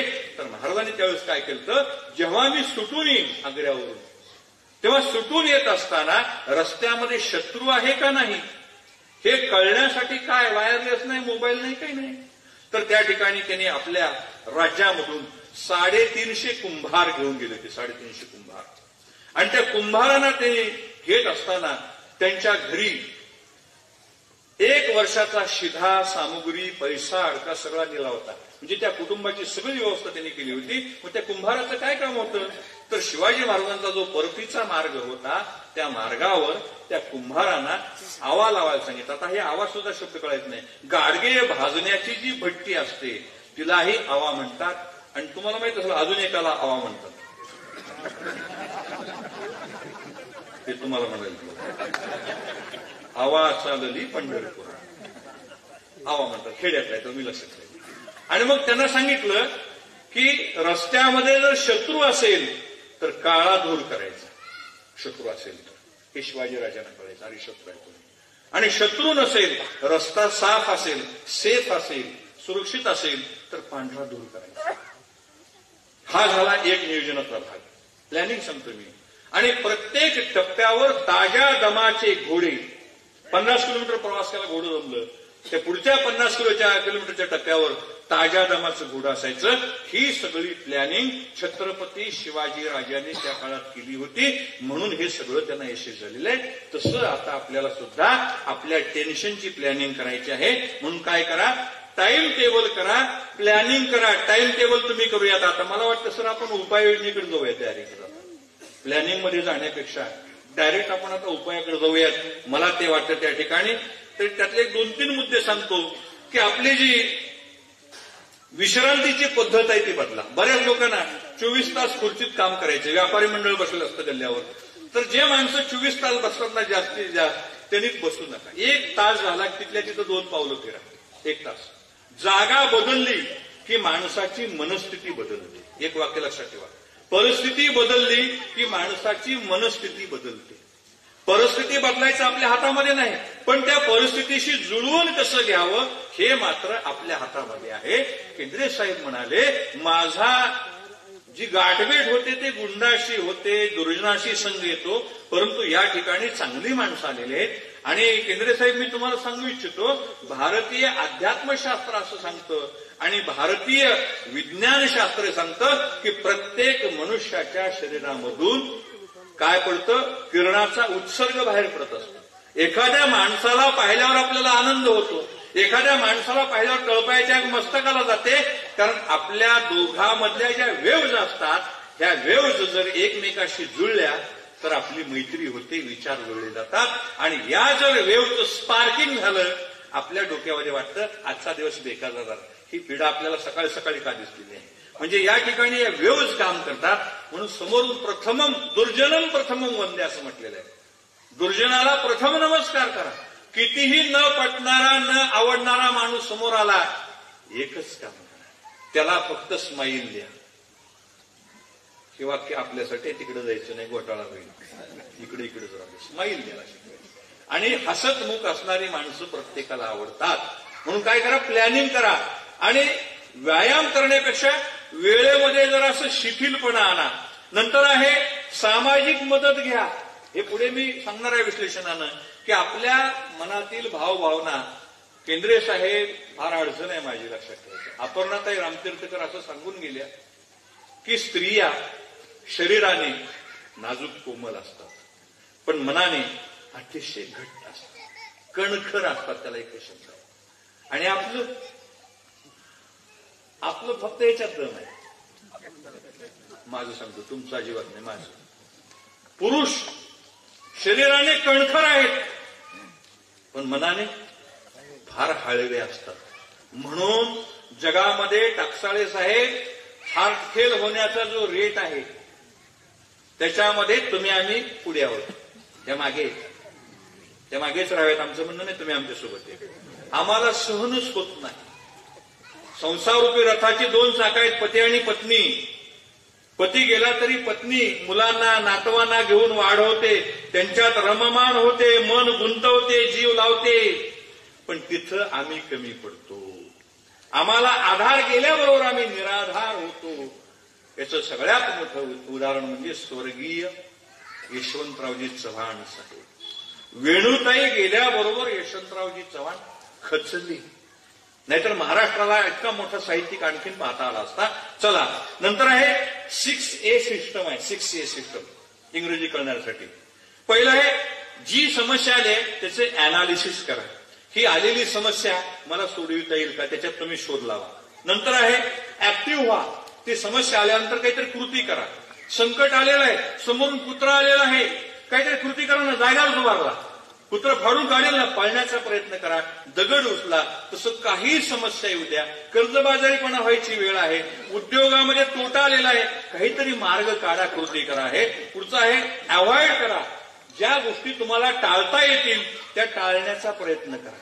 सगळ्याच गोष्टी आपण टाळू शकत नाही, पण आलेल्या संकटावर मात करण्याची बुद्धी परमेश्वरानं दिलेली आहे. पुढचं आहे अल्टर, बदल करा.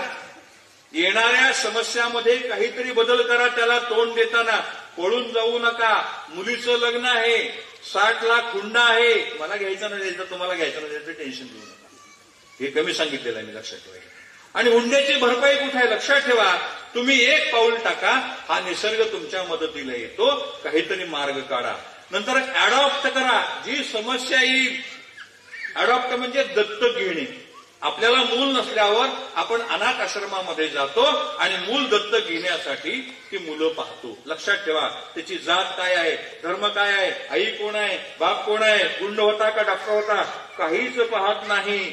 म्हणजे आपण काय करतो, जसं आहे तसं स्वीकारतो. तसं येणाऱ्या समस्याचा स्वीकार करा. फिजिक्समध्ये एक चॅप्टर आहे 11वीला, फोर्स नावाचा. 11वी फिजिक्समध्ये एक चॅप्टर आहे फोर्स नावाचा. एखाद्या वेगाला जर आपण अडवण्याचा प्रयत्न केला तर त्या वेगाची शक्ती वाढते आणि स्फोट होऊ शकतो. म्हणून महापुरे झाडे जाती तेथे लवाळे वाचते. मोठमोठ्या महापुरात झाडं वाहून जातात, कारण झाडामध्ये अहंकार आहे, ताठपणा आहे. मी वाकणार नाही, मी झुकणार नाही. ते नवीन नाव सांगायचं सिनेमा ते असं केलेलं तुम्हाला आता कळलं असेल. मला ती काही मी सिनेमा पाहिला नाही.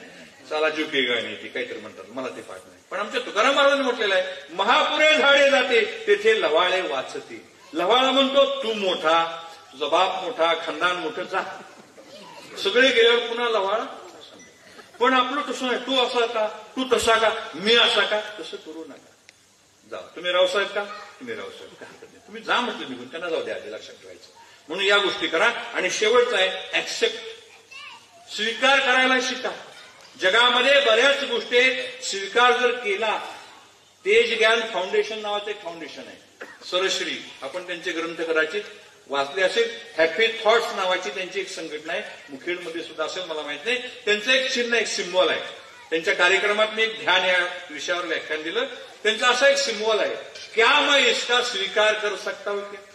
मिस्टर वेद पाठक को डॉक्टर पुंडे ने बुलाया है, 1 घंटा होने को है. बराबर है क्या सर? 1 घंटा हो चुका है. अब कितनी टाइम में उसको सह लेंगे. क्या मैं इसका स्वीकार कर सकता हूं, असं ते चिन्ह आहे. याचा मी स्वीकार करू शकतो का, तर उत्तर आलं पाहिजे येस. लक्षात ठेवायचं ऍक्सेप्ट आहे. आणि मग लक्षात ठेवा की स्वामीनारायण म्हणून एक आपल्याकडे परंपरा आहे, अक्षरधाम वगैरे. तिथले एक मोठे महाराज अमेरिकेत गेले आणि त्यांना छोटी रूम दिली. शिष्य नाराज झाले. क्या म्हणले स्वामीजी, अपने को इतना छोटा रूम दिया है, आप इतने बड़े स्वामी है. स्वामींनी सांगितलेलं मराठी सांगतो, ठेव म्हणले बा, छोटी रूम दिली आहे की नाही, झाडायला, स्वच्छ करायला, आवरायला सुटी असते.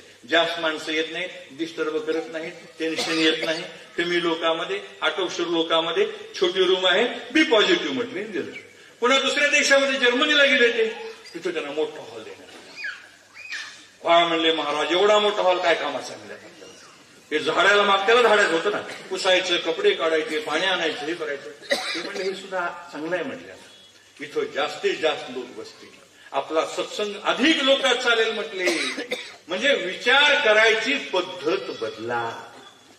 काहीतरी ब्रॉडगेज करा. नॅरोगेज बंद झाल्यात आता रेल्वे, ब्रॉडगेज करा असं सांगितलेलं आहे. आणि मग सचिन तेंडुलकर, विराट कोहली, रोहित शर्मा नेहमी शतक करतात का नाही. परवा विराट कोहलीने शतक केलं. काल तो LBW झाला 2-3 रनावर. मग तो उदास झाला का नाही. आपल्या प्रत्येकाच्या जीवनामध्ये बॅड पॅच येतो, बॅड पॅच, वाईट काळ येतो. त्याच्यामधून सुद्धा सावरण्याचा, आवरण्याचा प्रयत्न केला पाहिजे. नंतर आहे अशा ज्या गोष्टी आहेत, म्हणून लक्षात ठेवा, सहन होईल तितका ताण घ्या. चला आता मी उपायाकडे येतो आणि जास्त आपल्यामध्ये मला आता घ्यायचं नाही. मग एक आहे ताण निर्माण करण्यासाठी मी 7 मिनिटांमध्ये संपवतो, जास्त वेळ लागणार नाही. 7 मिनिटांमध्ये आता 32 गोळ्या मी तुम्हाला मारणार आहे. माझ्याकडे 32 गोळ्या आहेत, नाही लक्षात राहिल्या त्याचा फोटो काढून मी ग्रुपवर टाकतो. तुम्ही त्या गोळ्या नंतर सकाळ, दुपार, संध्याकाळ तुम्हाला जसं जमल तसं घ्या. विनामूल्य गोळ्या आहेत, त्याच्यात तुम्ही टेन्शन घेऊ नका. एका वर्तमानपत्रामध्ये 2018च्या सकाळमध्ये एक लेख आला होता, मनाची स्वच्छता. सगळ्याकडे बरं मला सांगा, इथं कोणी अँबेसेडर गाडी आणली आहे का? अँबेसेडर नावाची गाडी आणली आहे का डॉक्टर? अँबेसेडर कंपनीची गाडी आहे कोणाकडे? नाही. HMT कंपनीचं घड्याळ कोणाकडे आहे का? नाही. आता मी पुढचं सांगणार आहे, कदाचित ती वस्तू असेल. नोकिया कंपनीचा फोन कोणाकडे आहे का? कदाचित असेल. अपवाद. हे 3 नावं तुम्ही लक्षात ठेवा. हे नावं आज जगातून बाद झालेली आहेत. अँबेसेडर कार राष्ट्रपती, पंतप्रधान बसण्यासाठी होती, मुख्यमंत्र्यांना. आज ते नाही. HMT घड्याळ नाही, हिंदुस्तान मशीन टूल्स नाही, नोकिया फोन नाही. याच्यासारखा जर आपल्याला जगामधून जर लंपास व्हायचा असेल तर तुम्ही निर्णय घ्या, माझं काही म्हणणं नाही. ह्या तीनही वस्तूंनी स्वतःमध्ये बदल करून घेतला नाही. या तीनही वस्तू अपडेट झाल्या नाहीत. येणाऱ्या परिस्थितीप्रमाणे त्याने स्वतःमध्ये बदल करून घेतला नाही. म्हणून या जगातला कायम स्थिर राहणारा एकच नियम आहे. वाक्य पुन्हा एकदा सांगतो. या जगात कायम स्थिर असणारी एकच गोष्ट आहे, त्याचं नाव आहे बदल. बदल कायम असतो तो बदल. काय झालं? रवींद्रनाथ टागोर आता असं वाढत जातं बघा, असंच वाढत. ते उपायामध्ये येणार आहे, पण ते लगेच सांगून मी मोकळं होतो आणि मग पुढच्या आता उपायाकडे जातो. ते पुढच्या गोष्टी अलीकडे आलेल्या आहेत, कारण आता मला सुद्धा वेळ लागेल. तुमच्या चेहऱ्याकडे मी बघत आहे, पण सगळ्यांचे चेहरे अजून 1 तास बसण्याचे आहेत. असं अन्याय करणार नाही, घाबरू नका, मला सुखरूप जायचंय. टागोर त्यांच्या हवेलीत बसले होते आणि त्यांच्या कानावर संवाद आला. अगं राणी उठ, किती वेळ बसायचं, घराकडे जायला पाहिजे, अंधार पडलाय. अगं राणी असं का करतेस, चल बरे, असा हट्टीपणा नाही करायचा, आपल्याला वेळ होतोय, घरी जायला पाहिजे, आपली वाट बघतायत लोक. असा संवाद चालू होता. आपल्या मनात काय असेल, कोण कोण असेल संवादामध्ये? आता असा संवाद आहे, राणी उठ, राणी उठ. एकतर प्रियकर प्रियसी असेल, वडील आणि मुलगी असेल, पती आणि पत्नी असेल. तर टागोरांनी वाकून बघितलं, कोण आहेत नेमकं? प्रियकर प्रेसी आहेत का, पती पत्नी आहेत का? वडील मुलीला म्हणतात, बाळ उठ, राणी उठ, घराकडे जायचंय. तर एक गुराखी आपल्या म्हशीला बोलत होता. गुराखी म्हशीला बोलत होता. तर माझी विनंती आहे, हे जे डायलॉग आहेत, ज्यांची जुडी आले त्यांनी घरी जाऊन प्रयोग करू नका, ते अंगलट येण्याची शक्यता आहे. पण जे शिंग आलेत की नाही, त्यांनी उद्या परवापासून हळूहळू राणी ये, राणी उठ, राणी चल. ती म्हणेल डोसकं फिरलं का? आपल्या लग्नाला 35 झाले, 40 झाले, कधी तुम्ही राजा झाला नाही तर मी कधी राणी झाले नाही. पण लक्षात ठेवा, शब्दामध्ये ताकद आहे माणसाला. आता मला इथून काही पत्रकारांचे फोन आले, तुमचं भाषण ऐकल्यावर आम्ही तुमच्या प्रेमात पडलो. आता मला प्रेमात पडणे काहीच माहित नाही, लक्षात, खड्ड्यात पडणे मला माहिती आहे, लक्षात. अमुक पत्रकार म्हणाले, मी तुमच्या प्रेमात पडलो. कशामुळे? तुमची जी भाषा वगैरे त्यांनी सांगितलं, मलाही बरं वाटलेलं आहे. तसं चांगले शब्द उच्चारा. चला आपण पुढे यात. मनाची स्वच्छता करा, टेन्शन जाणार आहे. मनाची स्वच्छता कशी आहे? ती सोपी आहे. आपल्याकडे बुलेट आहे, गाडी आहे, कार आहे, लक्षात ठेवा. त्याला कंपनीचा मेसेज येतो, सो अँड सो या दिवशी गाडीची सर्व्हिसिंग करणं आवश्यक आहे, नाहीतर गाडी कंडम होईल. आणि हे सगळे आम्ही विद्वान माणसं. माझे असे, मला कसलीही गाडी चालवता येत नाही, स्कूटी सुद्धा चालवता येत नाही. मी निवळ अडाणी माणूस आहे. डॉक्टरांनी मोठं केले, टोवा केले, मला लक्षात ठेवायचं. त्याच्यामुळे मला गाडीतलं काही कळत नाही. त्या सगळ्या वाहनाची दुरुस्ती, ऑइलिंग आपण दर महिन्याला, दर 3 महिन्याला, 6 महिन्याला करतो. आता मला सांगा, ही जी जिवंत गाडी आहे, ही 3.5 हाताची गाडी आहे. हे माप कसं काढायचं ते तुम्ही बदने सरांना विचारा, ते तुम्हाला त्याचं मेजरमेंट देतील. गुडघ्यापासून माप असतं, त्याच्या खालचं माप नसतं, त्याची कारणं वेगळे, नंतर आपण शोध घ्या. ही जी जिवंत गाडी आहे, या गाडीची सुद्धा सर्व्हिसिंग व्हायला पाहिजे, पण आपण अद्याप केलेली नाही. ही सर्व्हिसिंग कशी आहे की आपल्या मनामध्ये इच्छा आहे, भावना आहे, वेदना आहे, दुःख आहे, प्रेम आहे, माणुसकी आहे. या सगळ्या गोष्टीची सर्व्हिसिंग व्हायला पाहिजे. म्हणून आपल्याला काय करायचंय? मन मोकळं बोलायला सुरू करा. आजपासून मन मोकळं करा. चला, पहिला उपाय मी सांगणार आहे, आणि ते उपाय सांगण्याच्या आधी तुम्हाला हात जोडून विनंती आहे, आज घरी गेल्यावर, जेवण झाल्यावर, अंथरुणावर बसल्यावर मनोमन हात जोडा, डोळे मिटा. एकच काम करा, दररोज तुम्ही काम करायचं आहे. आज दिवसभरात माझ्या बोलण्याने, वागण्याने ज्यांची ज्यांची मनं दुखावलेली असेल त्यांची मी क्षमा मागतो, आणि ज्यांनी ज्यांनी मला त्रास दिलेला आहे त्यांना मी माफ करतो, असं म्हणा. तुम्ही म्हणाल, ह्यानं काय होतंय? काहीच होत नाही. मनी नाही भाव, देवा मला पाव, देव आशाने भेटायचा नाही रे, देव बाजारचा भाजीपाला नाही रे. म्हणून लक्षात ठेवा, माणसाच्या मनाचा जो वेग असतो तो प्रचंड असतो. डॉक्टर एपीजे अब्दुल कलाम साहेब ऋषिकेशमध्ये आत्महत्या करण्यासाठी गंगेच्या किनाऱ्यावर फिरत होते, अग्निपंखमध्ये त्यांनी सांगितलेलं आहे. आणि त्यांची जी अवस्था आहे त्या आश्रमाचे शिवानंद सरस्वती स्वामी यांनी पाहिलं, अरे हा मुलगा बेचैन आहे, त्याची चेन पडलेली आहे. जसं सायकलची चेन पडली की सायकल चालत नाही, मोठी गाडी चेन पडली की चालत नाही. आणि मग ते त्याच्या जवळ आले, खांद्यावर हात ठेवले, बाळा जेवलास का म्हटले. नाही म्हटले. त्याला घेऊन गेले आश्रमात, त्याला जेवू घातलं आणि मग विचारलं काय झालेलं. तर त्यांनी सगळं सांगितलं जे तुम्हाला माहित आहे ते. बहिणीचे दागिने विकले, मला पायलट व्हायचं होतं. आणि त्यांनी जे उत्तर दिलेलं आहे महाराजांनी ते आपण लक्षात ठेवायचं. ते आत्महत्या करायला निघालते. आत्महत्या करायला निघालं म्हटलं आता माझ्या जीवनाला काही अर्थ नाही. आणि लक्षात ठेवा, प्रत्येकाच्या मनामध्ये सकाळी उठल्यापासून झोपेपर्यंत कमीत कमी 30,000 जास्तीत जास्त 60,000 विचार येतात. काही विचार अर्ध्या सेकंदाचे असतात, सगळीकडे येतात. ते म्हणाले घाबरू नकोस म्हटले, एक लक्षात घे म्हटले, नियतीच्या मनात तुला पायलट होऊ द्यायचं नाही. तर नियतीच्या मनात काहीतरी वेगळं आहे की तुला याच्यापेक्षा मोठं काही देशासाठी सेवा करायची आहे. जो मनुष्य वैमानिक होण्याचं स्वप्न पाहत होता तोच मनुष्य भारतामध्ये मिसाईल मॅन म्हणून तयार झाला. पृथ्वी असेल, नाग असेल, आकाश असेल, ब्रह्मोस असेल, असं क्षेपणास्त्र बनवतो. म्हणून लक्षात ठेवा, आपल्याही मनामध्ये निगेटिव्ह विचार आले, नकारात्मक आले तर तेवढ्यापुरतं स्तब्ध राहा. आणि समजा आपल्याला काही मोठं काम करायचं आहे म्हणून काय करा, सगळ्याबद्दल झोपताना कृतज्ञता बाळगा. त्याला इंग्रजीमध्ये ग्रॅटिट्यूड असा शब्द आहे. चला पहिला उपाय सांगतो. दुसऱ्याकडून कमीत कमी अपेक्षा ठेवा. कमीत कमी.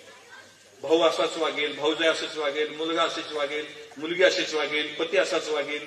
कमीत कमी अपेक्षा ठेवा. एक वाक्य सांगून जातो, दुःखाची आई ही अपेक्षा असते. अपेक्षा म्हणजे दुःखाची आई. कितीही अपेक्षा ठेवा की आपल्याला मालकाने 70 तोळे सोनं आणून द्यावं. तुम्ही घाबरू नका, ते काही मागणार नाही. आणि समजा मागितलं तर आणून द्या, काही हरकत नाही. अपेक्षा कमी ठेवा.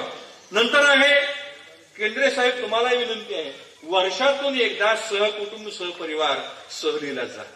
कोकण बघायला जा, केरळ बघायला जा. कशामुळे जायचं बरं का भाऊसाहेब, तुम्हाला सांगतो मी कशामुळे. त्याच राम रगाड्यामधून आपली पत्नी, मुलं अगदी गांजलेली असतात. त्यांना थोडी मोकळी हवा द्या, स्वतंत्रता द्या, निसर्ग पाहू द्या. भारतामध्ये, महाराष्ट्रात खूप पाहण्यासारखं आहे. आणि मग त्यांच्या मनामध्ये विचार बदलतील, आनंद वाटेल. पुढचा आहे, नेहमी हसत मुख राहा. आता तेव्हा जेव्हा मी तुम्हाला खाली येऊन भेटेल तर तुम्ही खोटं खोटं म्हणायचं, वा वा छान झालं व्याख्यान, छान सुंदर झालं बरं का व्याख्यान, इथून तरी म्हणा ना, इथून तरी म्हणा. जसं हे गणितामध्ये मायनस मायनस प्लस, बरोबर आहे केंद्रे सर, मायनस मायनस प्लस, तसं आपण एक भारी शोध लावलेला आहे. Duplicate plus duplicate is original. खोटं खोटं हसा, खोटं जास्त नाही, खरं असू नका, खोटं. वा वा, तुमचं काम म्हणजे केंद्र साहेब नंबरी. टाकसाळे साहेब, तुमच्याकडे रोगी आला की प्रसन्नच होतो. पत्रकाराकडे बातमी दिली की लागते, व्यवस्थित लागते, सगळ्याची नावं येतात. मला लक्षात ठेवायचं. म्हणून प्रसन्नता हा परमेश्वराचा आशीर्वाद आहे. प्रसादस्तु प्रसन्नता, प्रसादे सर्व दुःखाना महानिरस्योपजायते असं म्हटलेलं आहे. चला पुढे जाऊयात. नंतर आहे 4C मधून बाहेर पडा. 4C. पहिला आहे क्रिटिसाइज, दुसऱ्यावर टीका निंदा करायचं आतापासून सोडून द्या. जे माणूस तुम्हाला वेदपाठक पडत नाही ना, वेदपाठकचं नावच घेऊ नका. वेदपाठक असलाय, वेदपाठक तसलाय, त्याला काही येत नाही, उग्या आणलं नावच. एक लक्षात ठेवा, तुम्हाला जर चांगलं व्हायचं की नाही, टेन्शन फ्री आहे ना. जो मनुष्य आवडत नाही, आपल्या ऑफिस मधला असेल, सिनियर असेल, ज्युनियर असेल, कुठला असेल, आवडत नाही ना, त्याचं नाव घ्यायचं नाही. आणि त्याच्याविषयी कोणी बोलू लागलं तर त्याला म्हणायचं तो इथं हजर नाही, तू बोलू नको म्हणायचं. लक्षात ठेवायचं. पहिलं आहे क्रिटिसाइज. दुसरं आहे कंपॅरिझन. आपली तुलना, आपल्या मुलाबाळाची तुलना शेजारच्या मुलाशी करू नका. मुलाच्या डोक्यावर परिणाम होतो. तुम्ही तुलना करून घेऊ नका. तिच्याकडे 17,000ची साडी आहे, आपली 10,000ची सुंदर आहे, तर त्यात आनंद माना. लक्षात ठेवायचं. आपल्या मालकाने दिलेले आहे, तुलना करू नका. नंतर आहे करप्शन. पुन्हा केंद्र साहेबाकडे करप्शन, भ्रष्टाचार. भ्रष्टाचार म्हणजे पैसे देणे घेणे सुद्धा नाही, याच्याशिवाय सुद्धा भ्रष्टाचार आहे. दिलेलं काम वेळेत न करणे म्हणजे भ्रष्टाचार आहे. काम चालढकल करणे म्हणजे भ्रष्टाचार आहे. 10ची गाडी 12ला काढणे म्हणजे भ्रष्टाचार आहे. माणसाला उगीच झेलपाटी देणे म्हणजे भ्रष्टाचार आहे. आणि पुढचा मुद्दा आहे कॉम्पिटिशन मध्ये जास्त लक्ष घालू नका, हा एक पर्याय आहे. आणि शेवटचे 2-3 पर्याय सांगतो आणि मी त्या ठिकाणी आता थांबणार आहे. स्वतःला समाजमान्य छंदामध्ये गुंतवा. समाजमान्य नीट सांगतोय, समाजमान्य छंद आहेत. म्हणजे पानं खेळणे हा समाजमान्य छंद नाही. पानं ओढणे, आता बरं काय चालू टाइमपास, सध्या वेळच जात नाही. अरे म्हणलं हे धंदा आहे का म्हणलं, वेळ जात नाही. दुसरे काही धंदे कर ना. समाजमान्य छंद आहेत, त्याच्यात गुंतवा स्वतःला. मी सांगत असतो, आता आपल्याकडे रिटायर झालेले लोक पुष्कळ आहेत, तर तुम्ही एक काम करा, आपल्या गावात अनाथ आश्रम असेल त्याला थोडा वेळ द्या, एखादा वृद्धाश्रम असेल त्याला थोडा वेळ द्या, गणेश मंडळ असेल त्याला वेळ द्या, नवरात्र मंडळ असेल त्याला वेळ द्या, पुंडे साहेबांची व्याख्यानमाला आहे त्याच्यासाठी वेळ काढा. आपलं मन गुंतवा. लक्षात ठेवा, मनाला गुंतवल्याशिवाय मन स्थिर राहू शकत नाही. एक शेतकरी होता, त्याला म्हटले महाराज तो साधूकडे गेला, मला प्रचंड काम आहेत म्हटले, मला असा एखादा माणूस द्या की 24 तास काम करेल. ते म्हटले त्याच्यामध्ये धोका आहे म्हटले, माझ्याकडे असा एक माणूस आहे त्याला 24 तास काम पाहिजे म्हटले, नाहीतर ते माणूस तुला खाऊन टाकेल म्हटले. त्यांनी सांगितलं तुला हे एक भूत देतो, तू घेऊन जा म्हटले, त्याला फक्त काम व्हा म्हटले. त्याला सांगितलं हे वस्तू तिकडे नेऊन ठेवून लगेच ठेवली, ही इकडे आण लगेच ठेवली. ते म्हटले मला लवकर काम सांग, नाहीतर मी तुला खाऊन टाकेन. आणि मग सगळं झालं, इकडला खेळा तिकडं, तिकडला देश इकडे, सगळं झालं. आता शेतकऱ्याला खाणार तिथं कुत्रं बसलं होतं. आणि कुत्रं बसलं, तुम्हाला माहित आहे त्याने काय सांगितलं असेल, त्या कुत्र्याचं जे वाकडं शिपूट आहे ते सरळ कर म्हटलं. त्या भूताला सांगितलं, सरळ झालं की पुन्हा वाकडं व्हायचं, सरळ केलं की वाकडं व्हायचं. भूत कंटाळलं, त्याच्या पायाकडून निघून गेलं, आपली गोष्ट संपलेली आहे.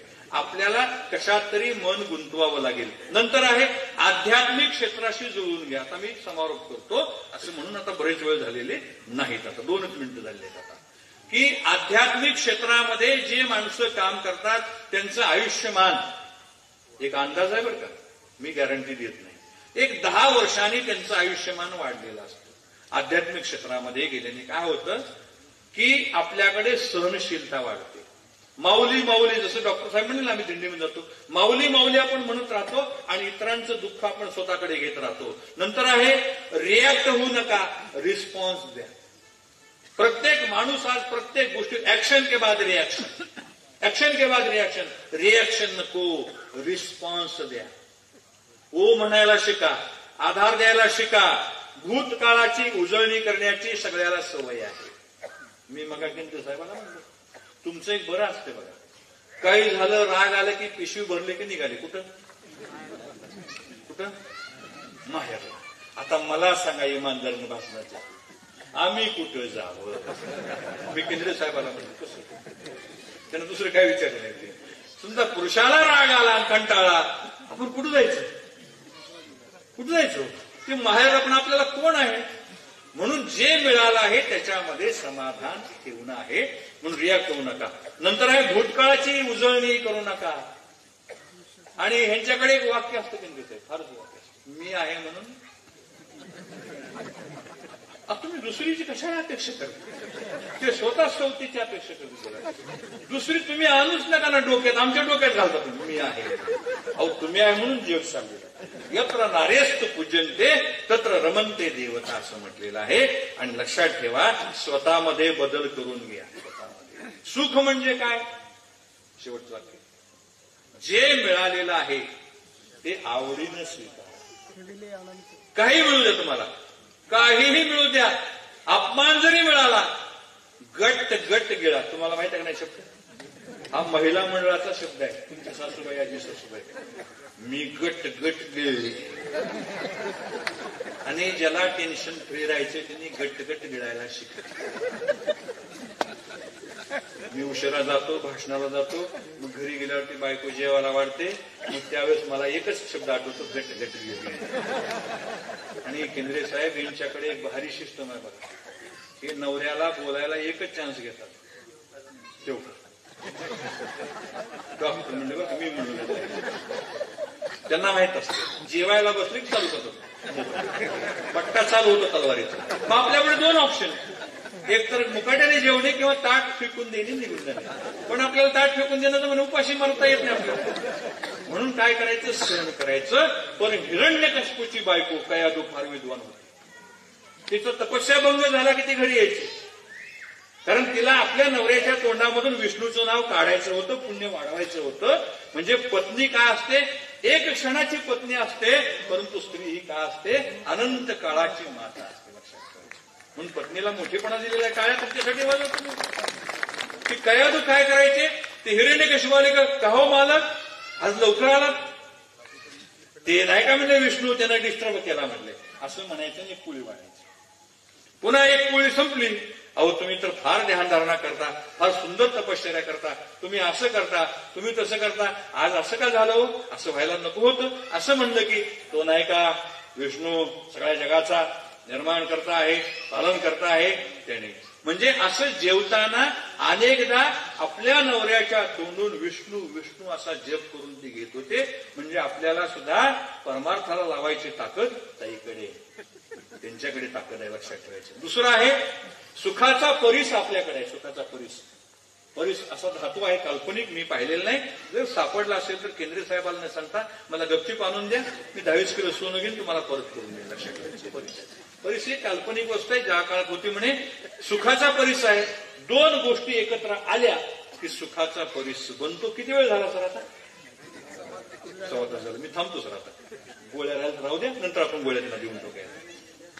जीवनामध्ये जे जे येणार आहे त्याचा स्वीकार करा, परिसाचा पहिला भाग.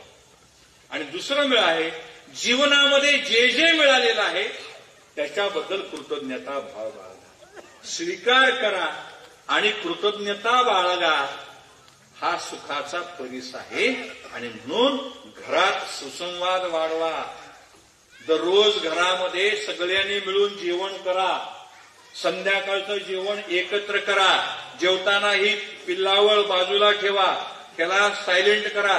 केंद्रीय साहेब तुम्हाला हा नियम लागू नाही, तुम्हाला कधीही कॉल येऊ शकतो. अटेन्शन, आपल्याला नियम लागू आहे. एक नियम करा, टीव्ही बंद असेल, लॅपटॉप बंद असेल, मोबाईल सायलेंट असेल, एकत्र जेवा. एकत्र जेवल्यामुळे काय होतं, एकमेकाची सुख दुःख विसरून जातो. आणि लक्षात ठेवा, जेवताना तुम्ही कधीही मालकाला राग येईल असले प्रश्न विचारू नका. मुलाचे प्रॉब्लेम्स मालकाला सांगू नका. सगळ्यांची जेवण झाल्यानंतर एकमेकाशी संवाद करा. आज काय झालं, उद्या काय होणार आहे, मुलांना विचारा. आणि पालकांना एक विनंती आहे, मुलगा शाळेतून आल्यावर त्याला प्रश्न विचारायचं आतापासून हात जोडून सांगतो बंद करा. मुलाला इच्छा असते की माझं आई वडिलांनी ऐकावं, शाळेमध्ये काय झालंय. पण हे माणसं तलवार काढून तयार.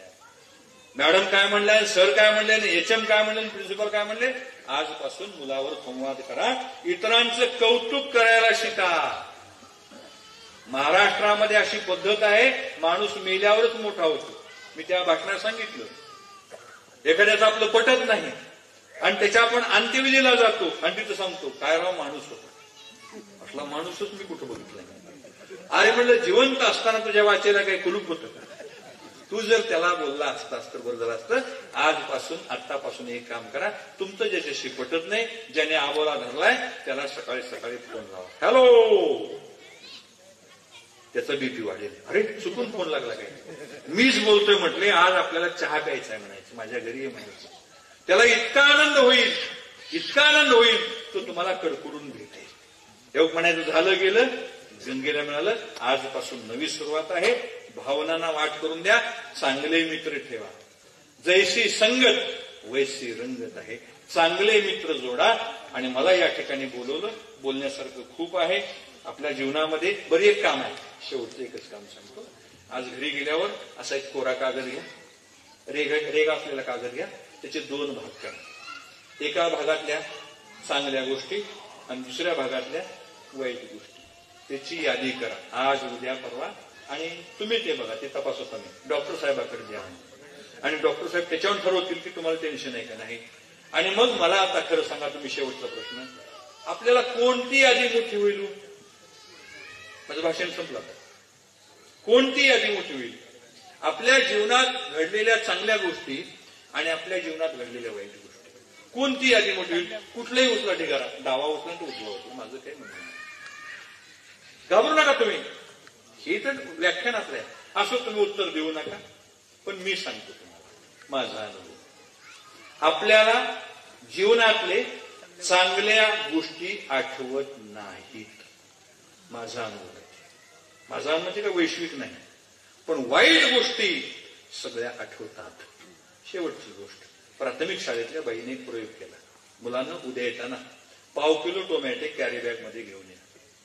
मुलं सकाळी आली, परिपाठाला टोमॅटो हातातच, राष्ट्रगीताला हातात, वंदे मातरमला हातात. बाई काय करायचे, ठेव म्हणलं. वर्गात गेले, मांडीवर घेऊन बसा म्हटले, पाटी पेन्सिल काढलं, सगळं झालं. पुन्हा जेवणाच्या वेळेस त्याला जवळच घ्या म्हटले. अहो बाई याचं काय करायचं, टमाटे बिलबिल झाले. 4 वाजता टमाट्याचं काय करायचं म्हटले, जवळ ठेवायचं म्हटले. आणि शाळा सुटताना मुलाला राहावं नाही, टमाटे फुटले. टमाट्याचं काय करायचं म्हटले. मी टमाट्याबद्दल बोलतोय, मला बाकी काही बोलायचं नाही, मी लगेच थांबणार आहे या ठिकाणी. आणि मग बाईने विचारलं, तुम्ही टमाटे खाल्ले का नाही, कुणाला दिले का नाही, वापरले का नाही, काय केले. काही नाही म्हणजे सकाळपासून मी वागिवलो. आता नीट आहे का, मी थांबणार आहे.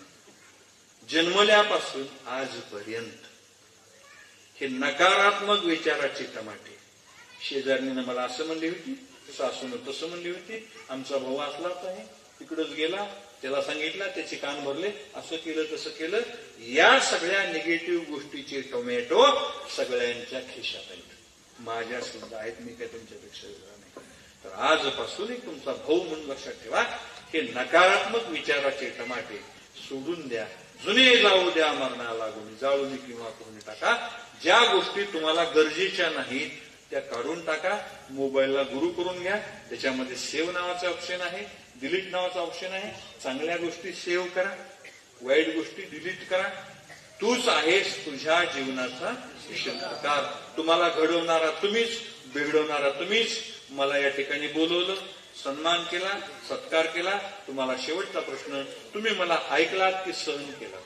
ऐकलो नाही, इकडे आवाजच येणार नाही. आला तरी मी थांबणार आहे, काही घाबरू नका. तुमचे चेहरे पाहत पाहत बोललो. सगळ्यांची परिस्थिती चांगली आहे. फक्त यादी घरी गेल्यावर करा, मलाही पाठवू नका, डॉक्टरना देऊ नका. तुम्ही त्या यादीचा विचार करा आणि चांगल्या गोष्टी खूप तुम्हाला ताण देऊन आठवाव्या लागतील. चांगल्या गोष्टी निष्ठून जातात, वाईट गोष्टीचे ढीग असे राहतात. मला बोलवलं, सन्मान केलं, त्याबद्दल पुण्य परिवारांचा. विशेष म्हणजे व्यासपीठावर इतकी मोठी मोठी माणसं आहेत. केंद्रे साहेबांना एवढा वेळ नसतो, त्यांनी ऐकून घेतलं हे सुद्धा मोठेपण आहे. आज ऐकणारे माणसं कमी झालेले आहेत, ऐकवणारे जास्त आहेत. तर तुम्हाला या ठिकाणी चांगलं आयुष्य लाभो. परमेश्वराने तुमच्यावर कृपा करावी, थोडी माझ्यावरही करावी. आजपासून सगळे हेवे दावे विसरा. ज्यांच्याशी भांडण आहेत त्याच्याशी सुला करा, तह करा, त्यांना बोला, चहा प्या, चहा पाजा. धन्यवाद. कृपया कुणीही उठू नये.